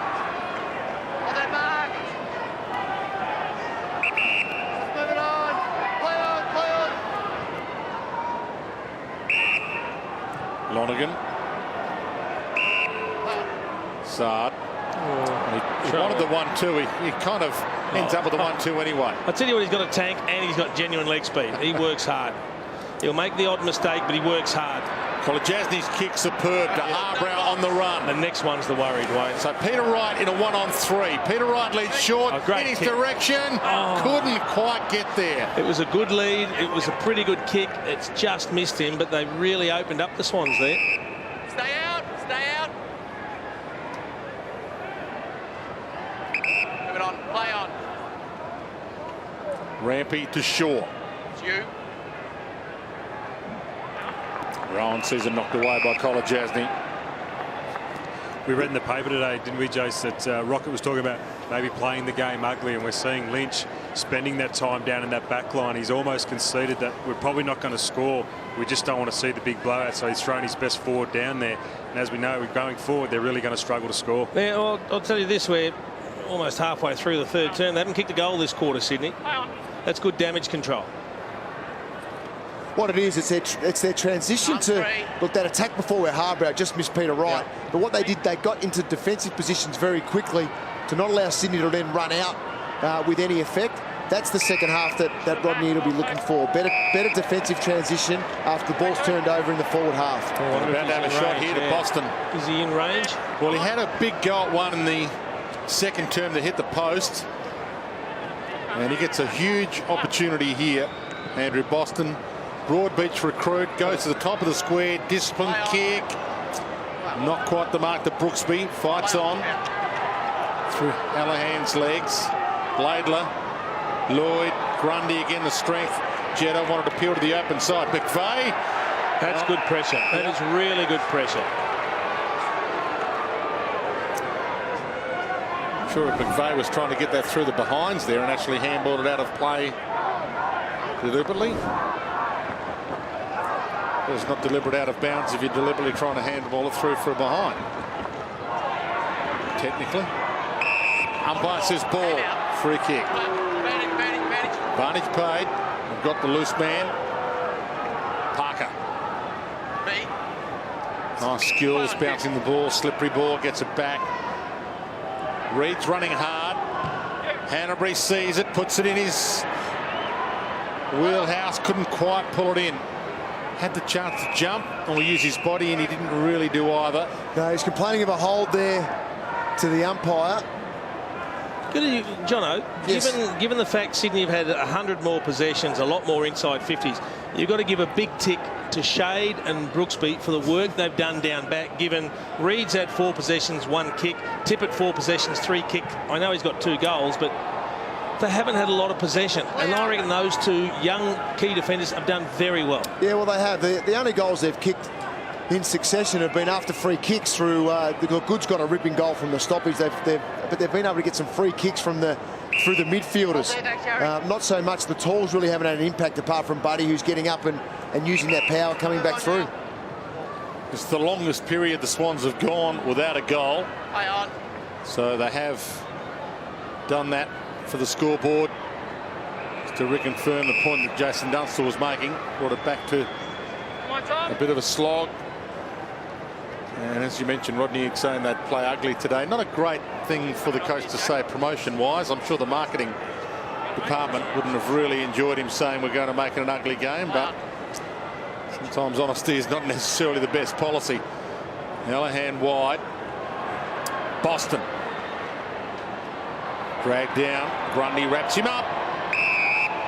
And I think Lynch has helped those young defenders that you've spoken about, because he has played loose behind the ball, but they have won some critical one-on-one duels, which Rodney will be looking at, and he'd certainly take some confidence from that and back them in.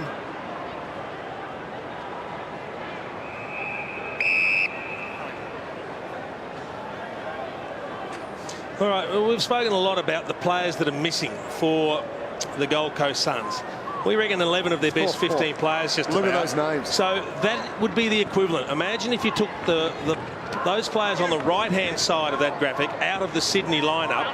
What sort of hole would that leave? We're not trying to make excuses, but we want to put into context, into perspective, the quality of the players missing for Gold Coast. We've tried to sort of, find out similar types. Like for like? Yeah, from the Sydney Swans. Imagine if the Swans didn't have all those players there. They're comparable too. So it's not as if it's, a couple here on the Gold Coast side and then we're trying to find them on Sydney side. We actually found it probably more difficult to find the equivalence, how deep the midfield players are for the Gold Coast Suns to the Sydney Swans. And you look across there and you take out those key midfielders, more importantly, Kennedy, Hanbury, Parker and Jack.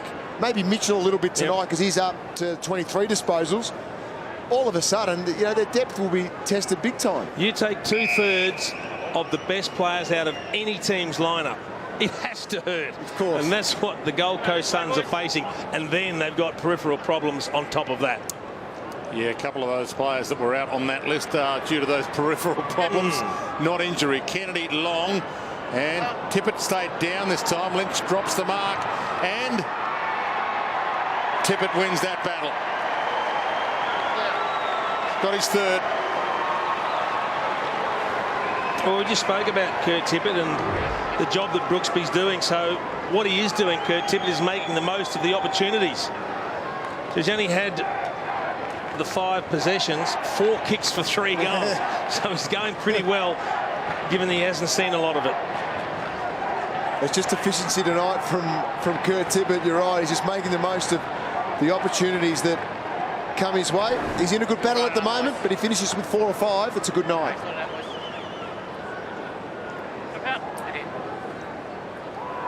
3 goals to Kurt Tippett and 8 goals in a row in this game to the Swans. I wonder if he was just having a word there to Lynch, who's playing loose down back, saying, hey, there's 2 of you and my opponent, and I still kicked another.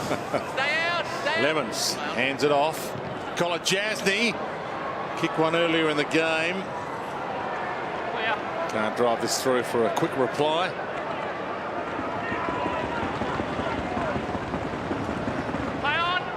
Rampy told to go, not 15. Oh, there you go. That's one way of getting it. And here we go. Peter Wright for his first goal in AFL footy. He didn't panic. He didn't panic. He didn't play on and hurry it. He'll go back, take his time. But he could not have picked him out any better, Dane Rampy. It was lace out.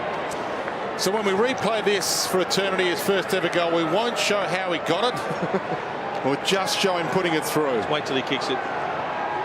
2-metre Peter. Well, there, pick 8 delivers. And they come from everywhere. His first goal, hopefully his first of many. Yeah, good on him. And you see here the mistake from Rampy. Had nothing down the line, had to change his mind. And then here you see big Peter Wright. There he is. It's a disaster of a kick from Rampy across the face of goal. And Peter Wright, right place at the right time. It was great to see his teammates come from everywhere. Even the defenders, they all charged down the length of the ground to get around Peter Wright with his first goal. Great stuff, Peter Wright, Gold Coast Suns, and there's been a sub made, Cameron Mooney. Yeah, guys, look, the Gold Coast Suns have made their sub, so Clay Cameron has come on. The bad news is right now, Stephen May is the guy that has come off, guys, so Buddy Franklin has a new opponent. Okay, is he okay, Stephen May? It does look like a groin from what I can see from down here, mate. Okay. Well, that would be an absolute disaster for them. It might be might be the left groin quad, or sorry, quad. Yeah, guys. it looks like a quad injury where he's got the ice there. That is something they just can't afford.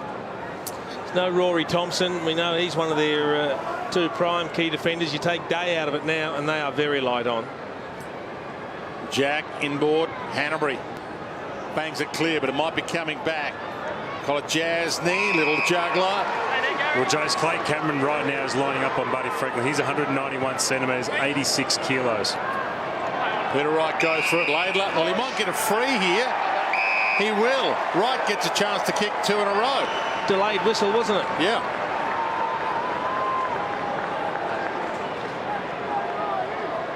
Pick 8 in last year's draft, just 18 years of age. They brought him in early because they had to. Turns 19 in September. We saw his family here in the rooms before the game when he was presented with his jumper for game 1. I think they've pinged Grundy because he jumped into his back but didn't hit the ball. No spoil. The raps on him were that he is an accurate kick. Oh, no! It looked like it was going to just sneak inside. Well, it clipped it. All-Australian under 18. And he is a good kick for his size. That's why he can play key forward and ruck. We had a great view from right behind him, Dwayne. He does just ease a little to the right as he kicks, and that's where he missed it. One of the great goal scorers of all time, Jason Dunstall, 1,254 of them. Brad Johnson and Cam Mooney with us for this one tonight. Ball smashed back towards Harbrow. He has a flying shot. That'll work. Got there.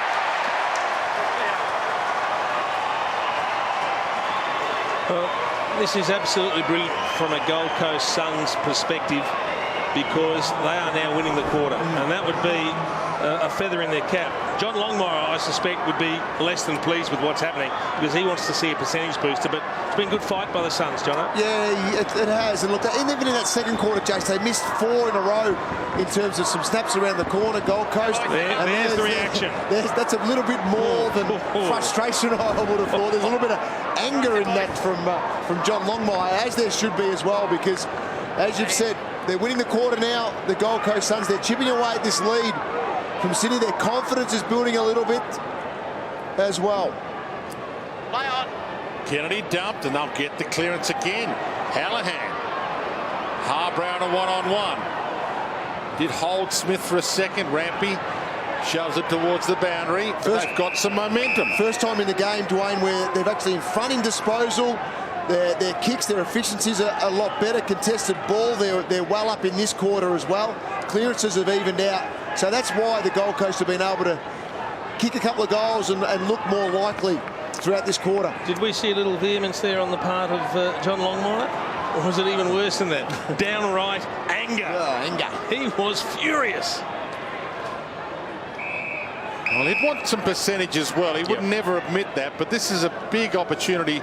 Percentage could be a huge factor between the top teams in the comp. Finishing top 2 is such a huge advantage these days, the way the final system works. There's a massive difference. Particularly for the interstate teams that then control the home finals throughout the course of the final series. Yeah, it could be the difference between having a home final in Sydney or having to go to Perth and play Fremantle. There's still a lot of footy to be played yet this year, but Sydney Swans are one of the main contenders, and they'll stay that for the most part, you would think. Boston heads wide to Russell. So right now they are playing as good a footy as they've played all year. And that home final then leads to a home preliminary final. Yes. And then, you know, that's the way to get into a grand final. So they get the huge advantage of playing a final at home, the interstate or non-Victorian teams, and don't have to travel. And sometimes if you have to travel, you could be travelling, if you make the grand final, 4 weeks in a row. Brooksby just needs to make a good decision here. Starts just off the bench, plucks it and goes.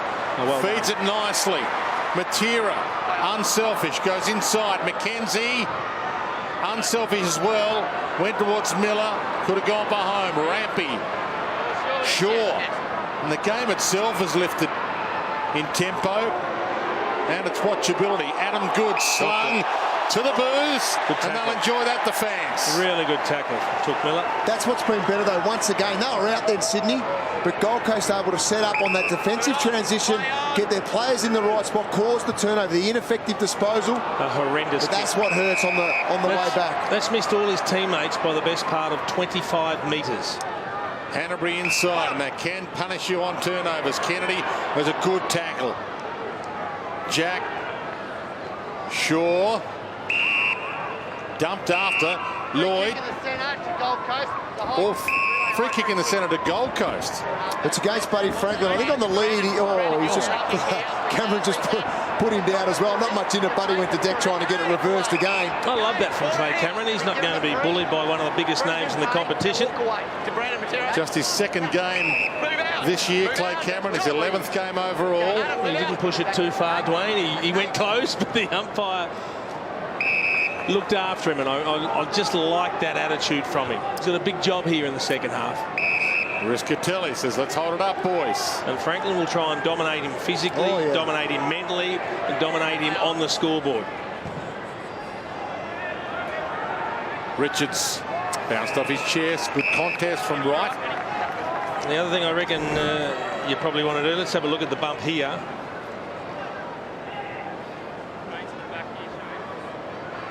Just a little backhander. He threw the hand back and just caught him high. I don't think there's anything malicious in that. Kenzie, Rains, too high that one. Free kick to Lloyd, advantage paid. Hanbury, and they break. Oh, Jetta's out here. Look out. Rampy hits Jetta on the run. You know Franklin wants it. He wants to let Cameron know about it. Good work from Rampy to double up with some speed for a block. Jetta's gone long. Kicks the monster, goal square. Lynch got back and knocked it through with Lonergan. Yeah, look, it probably looks spectacular running and then bombing away like that, but with all the time and space they had, I think John Longmire would be disappointed that they couldn't hit a loose target or hit a player on the lead in the forward 50. I tell you, Joseph, if I was a forward coach down in Sydney, I'd be telling Reid not to try and body up. Yep. When he tries to body, he loses sight of the ball, he loses his opponent. It's just not his game. He needs to run and jump. He needs to create that space for himself to come back and jump at the ball. When he bodies, it just doesn't work for him. One of the great forwards of all time, Cameron Mooney, 3-time premiership star on the boundary line as Saad takes off. Breaks through a couple. They come at him and he runs away from them. Could he go all the way? It'll skim if he gets onto it. Smothered. He might get it back. Richards. He's too knackered now. He had to go to ground. he still hasn't got up. He hasn't moved. Well, the excitement factor's lifted in this game. Reid. And a great gesture from Teddy Richards, guys. Went over and picked him up. Well, I don't think he picked him up. He held him down for 10 seconds more before he let him up. Mitchell and Franklin. It's going back. Gold Coast free kick. Okay. So against Franklin again. Against Buddy again, is it? Oh, he's just got done again for that swing back on the lead. He must have just clipped Cameron high. You know, there's nothing malicious in it. He's just trying to push off on that lead. So have they clamped down on the push-off? No, they haven't clamped that, but he must be just clipping him high. So because he's done it once, the umpire's all over it, watching that contest every time. Better bounce it. Good option. I just didn't want him to stroll too far. Lonergan to Matera. Oh, that wasn't part of the plan. Well, he got a boot on it. Yeah, that's a bad umpiring decision. He did kick it, so... Did it hit him on the boot before it hit the ground, or was it a drop kick? Because I thought it came off the outside of his boot. Yeah, so looked that way. That's a poor decision if that's the case. For the record, they don't allow a drop kick as a kick these days in a tackle situation. Look, that was just in front of me, guys, and it definitely hit his foot on the foot. Yeah. And if you thought John Longmire was angry before, the way this quarter's played out, keep your eye on him at the three-quarter time huddle. He could explode. It's good for football, though. We're getting a contest and the crowd are getting their money's worth. Hallahan. No one to go to. Sloan on the kick. Lloyd. Rampy. They're leading the quarter 14 points to 9. Gold Coast. Shaw. They can hold out, not concede a goal and win this quarter. That'll be a massive tick for them. Jetta to Cunningham. Stanley right with him. Tries to corral him towards the boundary. Does well. Grundy was waiting for the outlet kick though. To Goods. And that'll happen for the rest of his career. Now getting in on the fun. Jetta. Goes inside. Dan McVeigh. Great kick. Just got to hold out for 20 seconds, the Suns, to win the quarter. They've lost their last 10 quarters in a row. If they can slow it up, Nichols, they can win their first one for a long time. I'm not sure Saad knows the word slow it up or the word slow it up. It's not a phrase in his vocab. Down to 5 seconds. Oh, they're okay now. The first winning quarter. After 10 in a row they'd lost, they win a quarter of footy. Well done. Seconds tick down. Harbrow's got the ball, but you'll hear a round of applause here for the Gold Coast Suns. It's been a tough year. It's been a horrible week, but it's been a good quarter, and we've got one to go. Three-quarter time, Metricon Stadium, round 10, and the Sydney Swans lead by 39.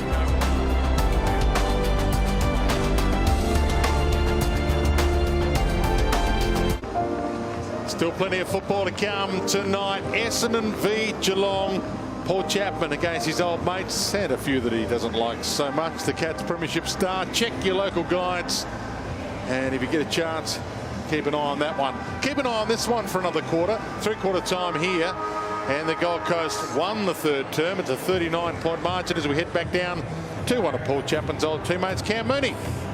Thanks very much, Dwayne. Well, we just saw the footage there of Horse Longmire just absolutely giving it to his forwards. You go to the other side, you go to the other area, and Rocketine was absolutely thrilled with his going around, very encouraging, patting everyone on the back, everyone on the bum. Absolutely thrilled with the effort that they gave. +5 in the contested possessions, +7 for marks. 5 of those contested marks as well to 0. So they really started to dominate some strength areas. Clearance is still down, but still competitive.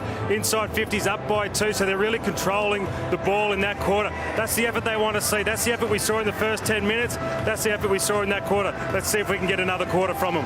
Yeah, I love that third quarter, Jono, from the Gold Coast Suns, and Rodney Eade's right to be extremely positive with them.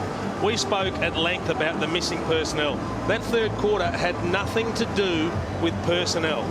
That had to do with effort, and it had to do with the desire to be competitive, and they found that sort of instinct that they need. Adding to that, their positioning was a lot better in that third quarter to turn the ball over and then have effect going in an attacking fashion as well. Ball tossed in the air to start this final term. Nichols in the ruck, but he knocked it down to Kennedy. Inside 50 and thumped back out again. Cunningham. Great kick. That is a super kick. And I think this is a massive test for the Suns this last term, because as we just saw, Horst Longmire, he's challenged his players, so they are going to come hard in this fourth term. If you haven't been with us from the outset, fairly even first 10 minutes. The Swans kicked 8 goals in a row and broke away, but the Gold Coast Suns have kicked the last 2 goals of this game, and they still kicked the last 2 goals of this game. 33 possessions so far for Dan Hanbury, and John Longmire knows this is a huge opportunity for them to get a bit of form, get a bit of percentage. 1 game left before their bye. Saad bangs it wide. Good mark too against the run of play for Lynch. That was strong in front. Look, he's helped these young defenders, the young tall defenders, Lynch, in this game. He's had to play back a lot, and they've missed that as that forward option, which we know how successful he is in that role. But he's played his role, and he's done it quite well as that loose down back. Lonergan. So he's just a little slow. If he recognises range first up, it's an easy kick. He's 5 metres clear, but then you hold on. You don't pull the trigger, and you end up having to kick to a contest. And is that out of the full? Yeah, you bet it is. So it's just that lack of confidence to pull the trigger, even though you probably know it's the right option. You try to be conservative and take your time, and then you lose the options. Jetta clever goods toward Tippett, and Shea did well. He did brilliantly, really. Brooksby, Saad playing with some confidence back, which is fantastic. And Laidler just stumps it out of play. I mentioned the Swans have North Melbourne next week, then they're by the Gold Coast Suns. It doesn't get any easier next week for them. They've got Fremantle, the top team in the competition here at Metricon next week, and then they're by. From the palm down, Jetta. Thrown away, but it was knocked away according to the umpire from Lloyd's hands. Richards, Jetta, Shaw. Got around range a little too easily. Lloyd to Hanbury, and Tippett's on the move, just a fist in. Kolodjasny. So touch play on, and Harbrow couldn't quite get it to stick. Now he does, and that was thrown out. Umpire let it roll. McVeigh, that's not 15. Tippett rolls it out to Franklin. Hanbury, 1-step start. Stanley on the line. Good hands. Well, the Swans are responding here. They responded to that spray in some ways, that strong direction that John Longmire was giving them at three-quarter time. They're dominating possession in their forward half. Just can't get the results on the board at the moment. Pike can't keep that alive. Red vest. Oh, I think Tommy Mitchell thought, oh, hang on, he's just walking up behind me here. He'd be going, get away from me. No, I don't want that. Push, Sydney advantage. Sydney advantage. Hanbury across the face. That's a horrible kick from Dan Hanbury. They've lost the grip on things, haven't they, Sydney? I mean, the game was put away very early, but they haven't been ruthless. Lynch toward Russell, and read that beautifully. No question, Jason, at half-time. They put the cue in the rack, the Swannies. What about that kick? Disaster. Did everything right, Luke Russell, then undid it all. You're inside. With one horror kick. McVeigh back. He was trying to move the ball quickly. Just get back a couple of paces, kick it around the corner a little bit to move it onto Harbrow, but straight off the side of the boot. Jetta gets it from Richards. He looks up and he's got Jack if he wants him, and he wants him.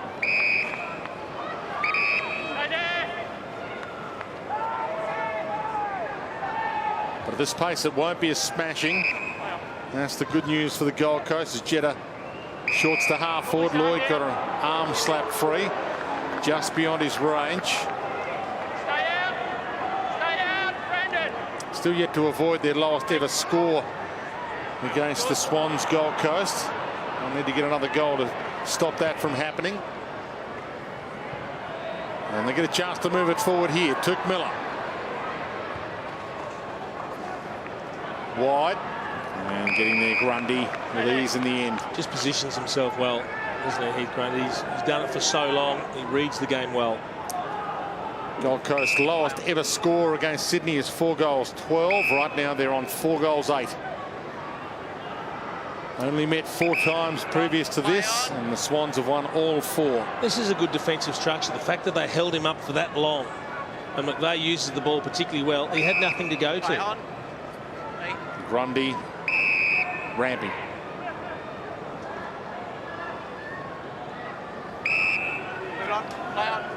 Six goalless minutes to start this final term. Goods. Mitchell runs for him. Thought about it. Goes with the pass option. Nichols. He held that. And he might be ahead on points in the battle with Mike Pike, and Mike Pike playing his 100th. Been a great story, really, the Mike Pike story. A Canadian coming to AFL footy after 17 rugby internationals, including a World Cup for Canada. Professional rugby career playing for Montauban, and said, no, I'm going to have a look at this game they play over in Australia. And some thought he wouldn't make it to 10 games, let alone 100. Reid flies and takes it out, and he's a premiership player to add to that. Yeah, it really is a sensational effort. I've got to say I was a doubter in the early days. He seemed to be coming from so far back, but the way he's picked up the mechanics of this game and also the ability to read and play his role has been nothing short of spectacular. And he'll probably ruck the rest of the game because Tippett's just come off with the red vest in hand. Reid, Jetta. 3 goals for Tippett from just the 5 possessions. McVeigh. There's Pike with the use of the body on Colin Jasny, and on the run. Franklin the pick, the push, tucked into. Too far. I was just about to say after you mentioned Tippett had come off, I said, well, that means Franklin's going to be more central to the action. Out of play or too far? Too far. He kept it in very well. Gee, he didn't run that far, did he?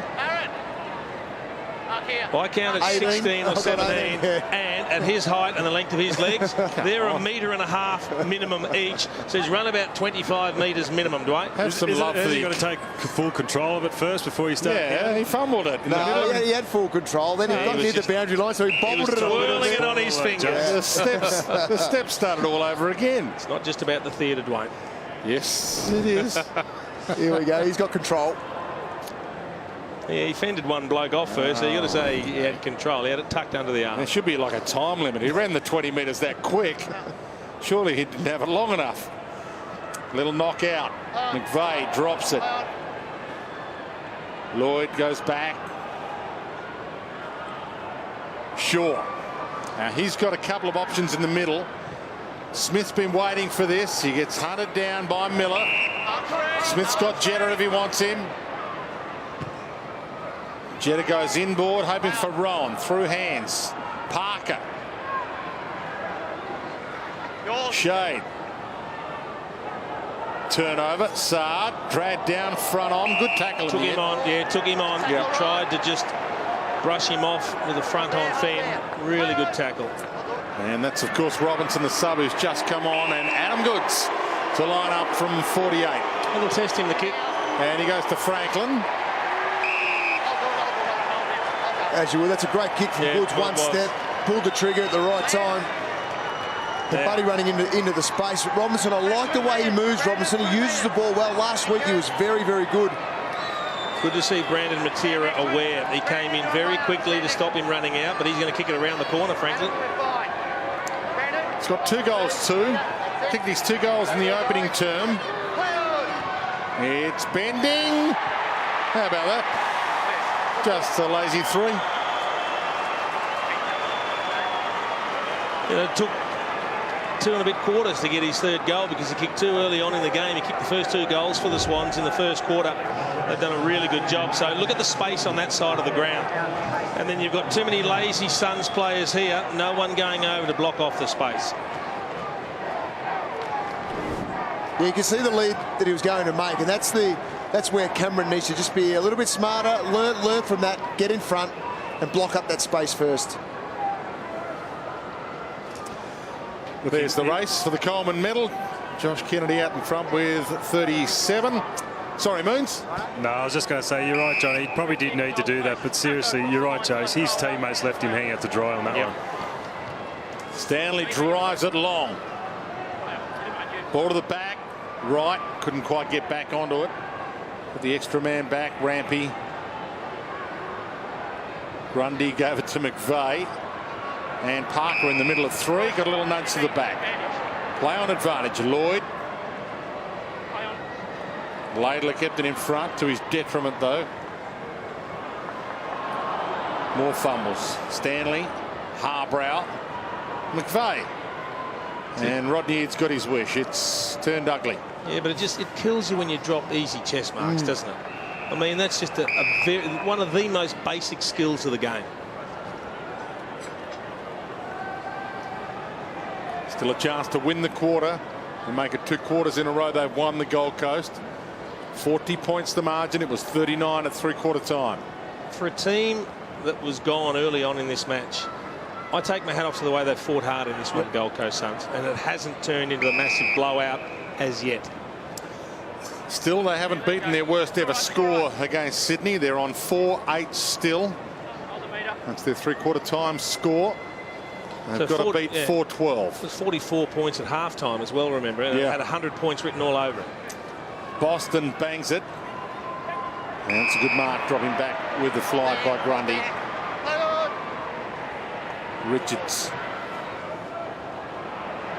Stanley. Stay there, Josh. Play on! Play on! Play on! Just lost his voice there. Yeah. Well, they keep kicking to 1-on-3s. Well, they do. Enjoy. I look forward to seeing Peter Wright in his first game today. Look, he's had to fight hard against 2 and 3 on most occasions. When they get the full book of players back in to this lineup, and he gets some 1-on-1 duels with Lynch back down there as well, I think we'll see the real Peter Wright and how he actually can lead up hard and take some big contested marks. Another chest mark. Oh, how's that for a handball from Matera, if you can call it that? He gets it back. Good spot to hit off the boot. Riscatelli! And it counts. Yep. Wasn't pretty again, Jace. There were fumbles, there were dropped easy marks. There was a handball out of nowhere from Matera, got it back, and in the end, Riscatelli too strong in the air. But whether it's the fatigue, it's not fatigue. You can't go with any of that. That's just concentration, pure concentration to drop marks that easy. And he's not alone, Matera. A few of his teammates have made similar errors. At least they get a result though for an effort going inside forward 50.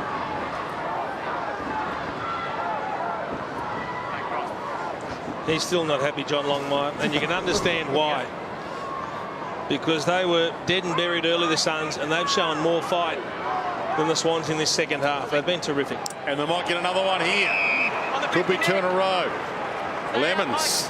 He's going to take his time and try and hit a target. Well, he actually fancies himself here.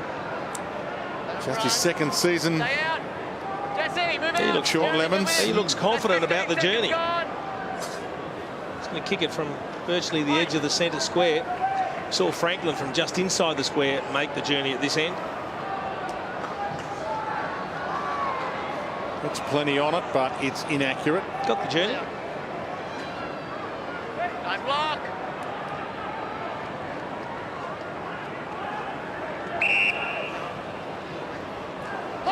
Dangerous. Now, was he caught high, Mitchell? And that's got to be ball then. I swear the umpire was about to pay high and then put the whistle away. Shane, you want it. Okay. Take this way, fellas. Hit the meter. Hit the meter.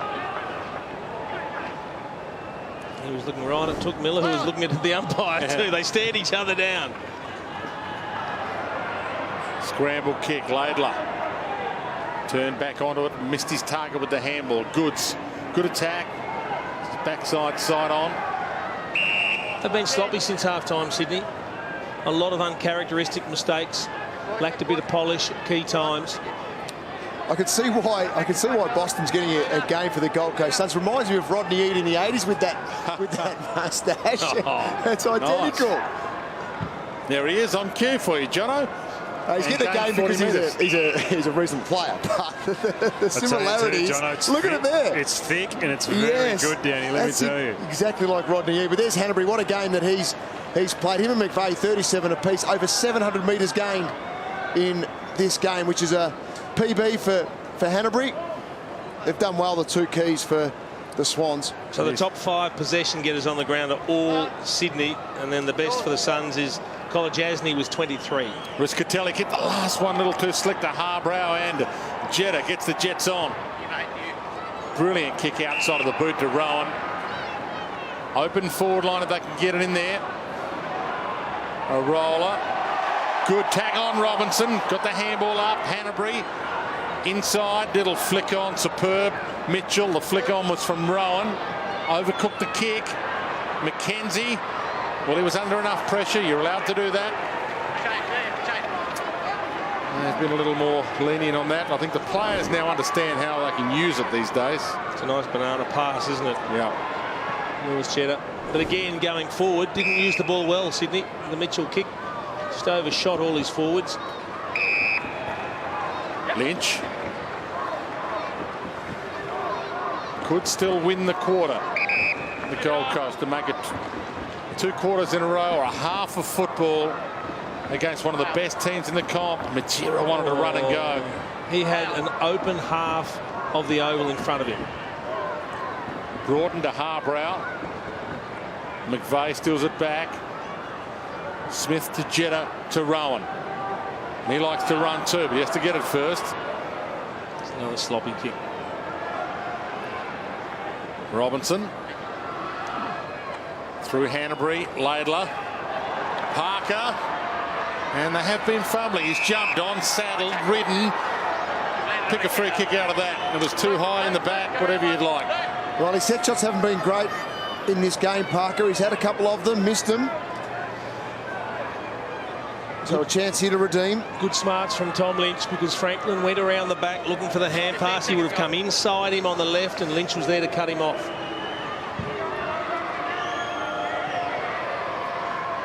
Across the face. Not quite through yet. Not quite through yet. And now it's through.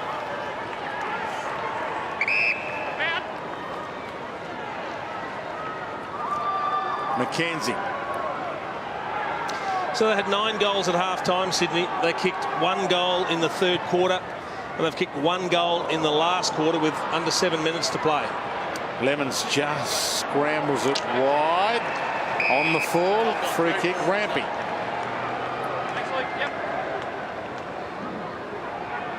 Well, this was a huge opportunity for them to have a 16, 17, 20 goal afternoon. Goes to the pocket, Laidler. It's a good kick, but a tough position for Laidler, a left footer, to kick it from.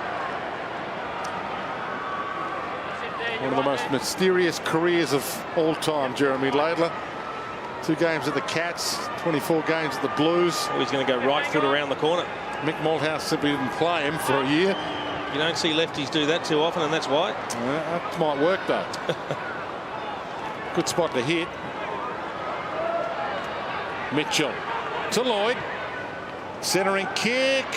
And Cunningham turned his body magnificently to protect that.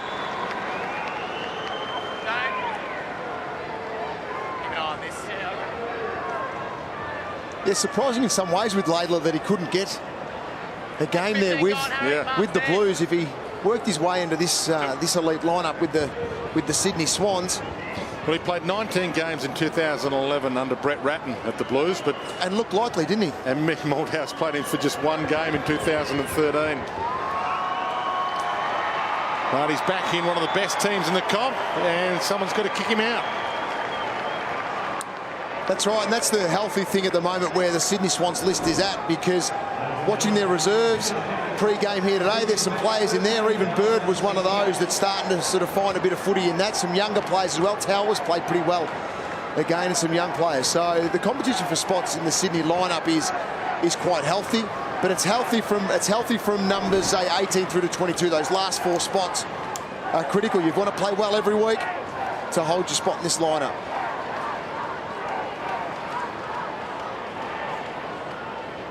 Harry Cunningham's one of those who got his way in, played all 25 games last year. And he gets it back here, the little 1-2 nicely to Hanbury. Reid can't mark it. Shade. Kolajasny. Not taken out by Boston. Stays alive. Hanbury. Robinson.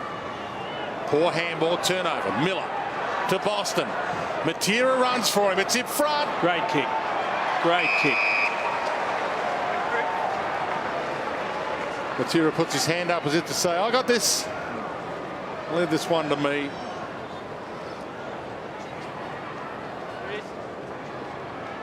It's one of the few times they've been able to get goal side of the Sydney defence and get the advantageous kick over the top, deep inside their attacking area, to give him a quality set shot. Ticked into time on in this final term. Now still a chance to win the half. He misses to the near side.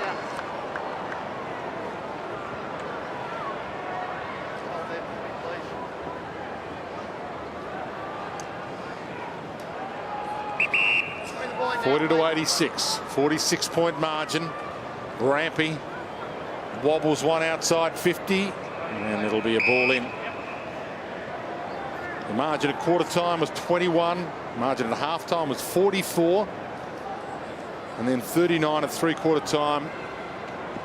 Right now 46. With 4.5 minutes left. Pike.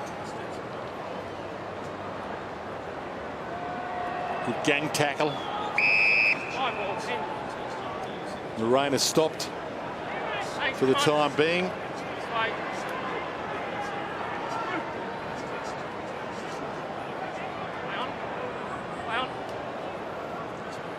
Miller stole it back, centering kick, and that's a brilliant grab as well. And this is really playing out as Rodney would love it to play out. Brooksby, in just his second game, did a great job at fullback in the first half on Kurt Tippett. He had a couple of goals kicked against him, but he kept Tippett to 4 touches. Thought he was brilliant. Now he's showing he can play at both ends. He showed a good, clean pair of hands there. Taking a long time to get a chance. 25-year-old in just his second AFL game, and he misses. Shame.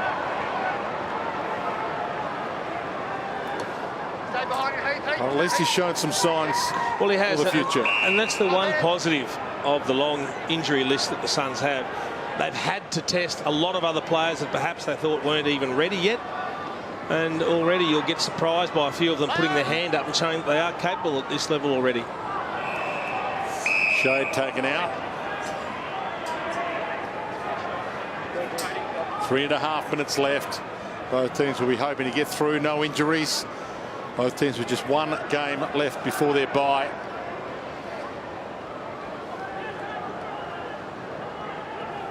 Good attack, Miller. Got his backside in there and knocked it out. Scrambled out, Mitchell. Hanbury, nowhere to go. Lloyd to Jetta. The Goods on the open side. Now he can get and run. He's got Smith running hard for him. Gave it to Rampy instead.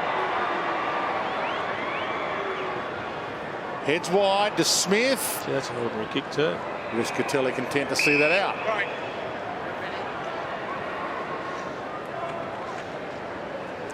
Where's the next 4 for the Gold Coast? Fremantle here at Metricon, then the bye, bit of a spell. Carlton, then North Melbourne at at home. So big week next week. Get their spell required. Then they'll get some players back after the bye to take on the Blues at Etihad.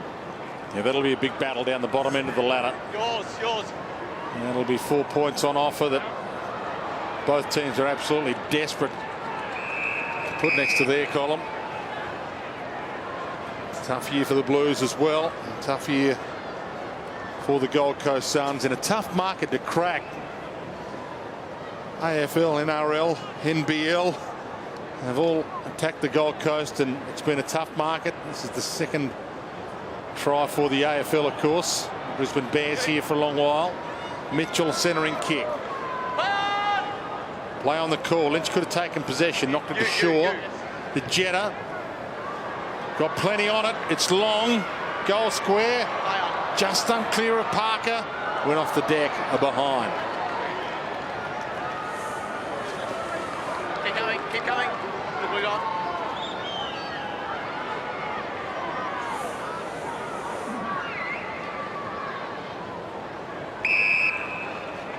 Yeah, just there. Don't go any further. Lonergan.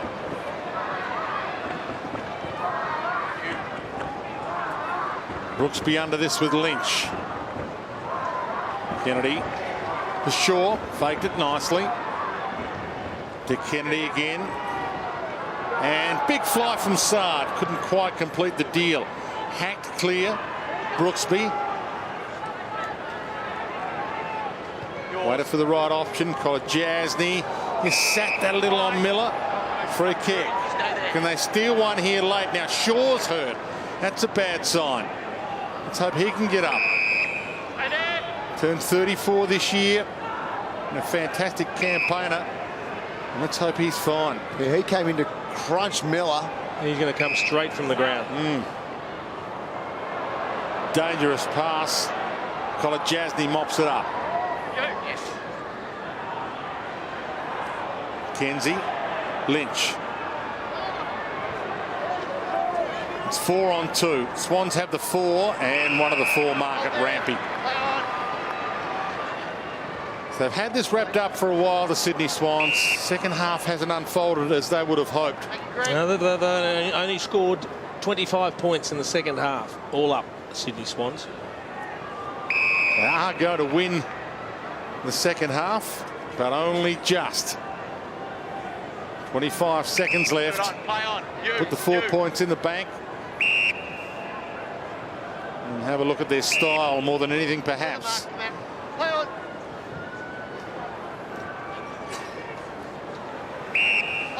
Play on. Thank you. So 44 up at half time. And right now, 46 points the margin. Just the 13,000 here this afternoon. Disappointing considering there was 21 here last year when these two teams met. He paid the free kick just before the siren sounded. Okay. For holding, so Sam Reid gets a chance to kick a goal. Shade can't believe it. Song's going early. Yeah, there it goes. Have to re-cue that. Yep. So Reid hasn't had a massive day, just the 2 kicks. Kick number 3. Oh, that's the horrible. goal number. How did that go through? 52-point margin in the end. Cue the song. Cheer, cheer the red and the white. Honor the name by day and by night. Lift that noble banner high. Shake down the thunder from the sky. What though the odds be great or small, Swans will go in and win over all. While the loyal Suns are marching onward to victory.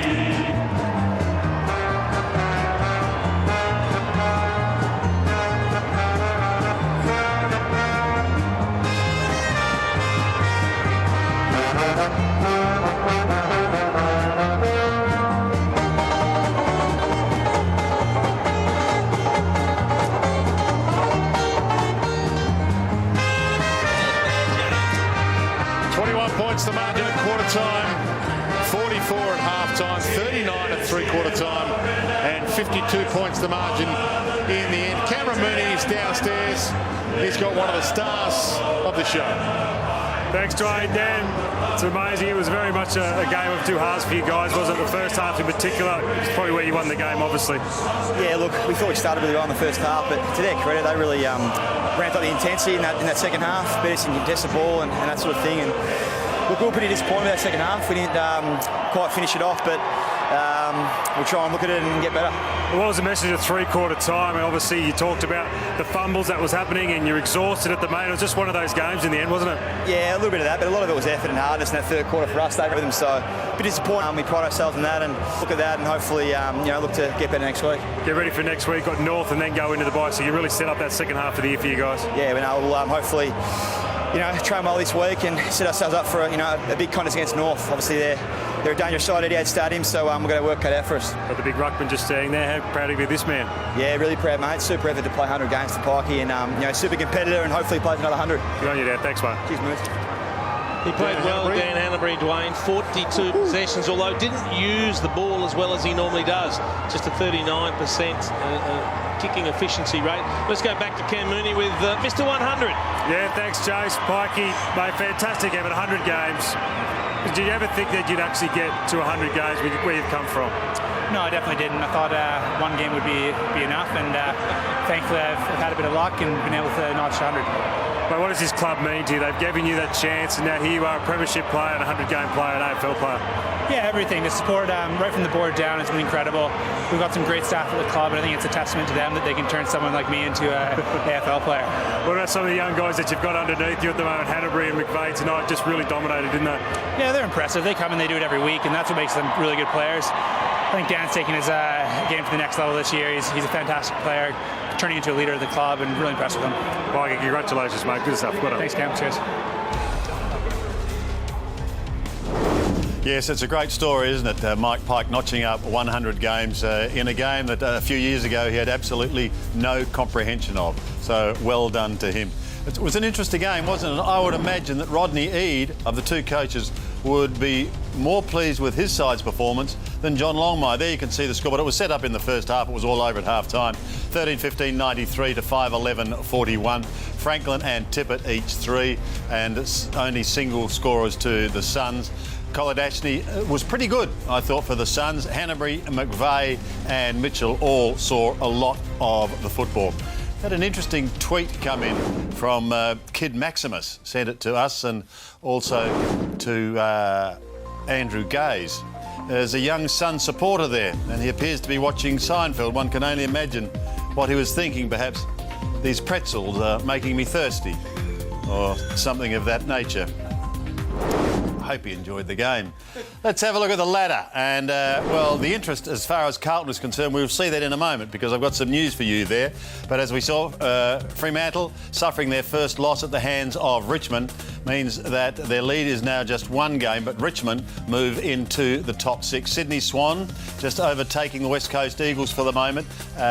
But it is the Eagles with a superior percentage and a number of other sides still to play. And we look at the bottom half of the ladder, and there we can see Carlton climbing off the ladder courtesy of 0.5%. So they have been replaced by the Gold Coast Suns, and those were the asterisks, of course, are sides still to play. A reminder that one of those games still to come is an absolute beauty.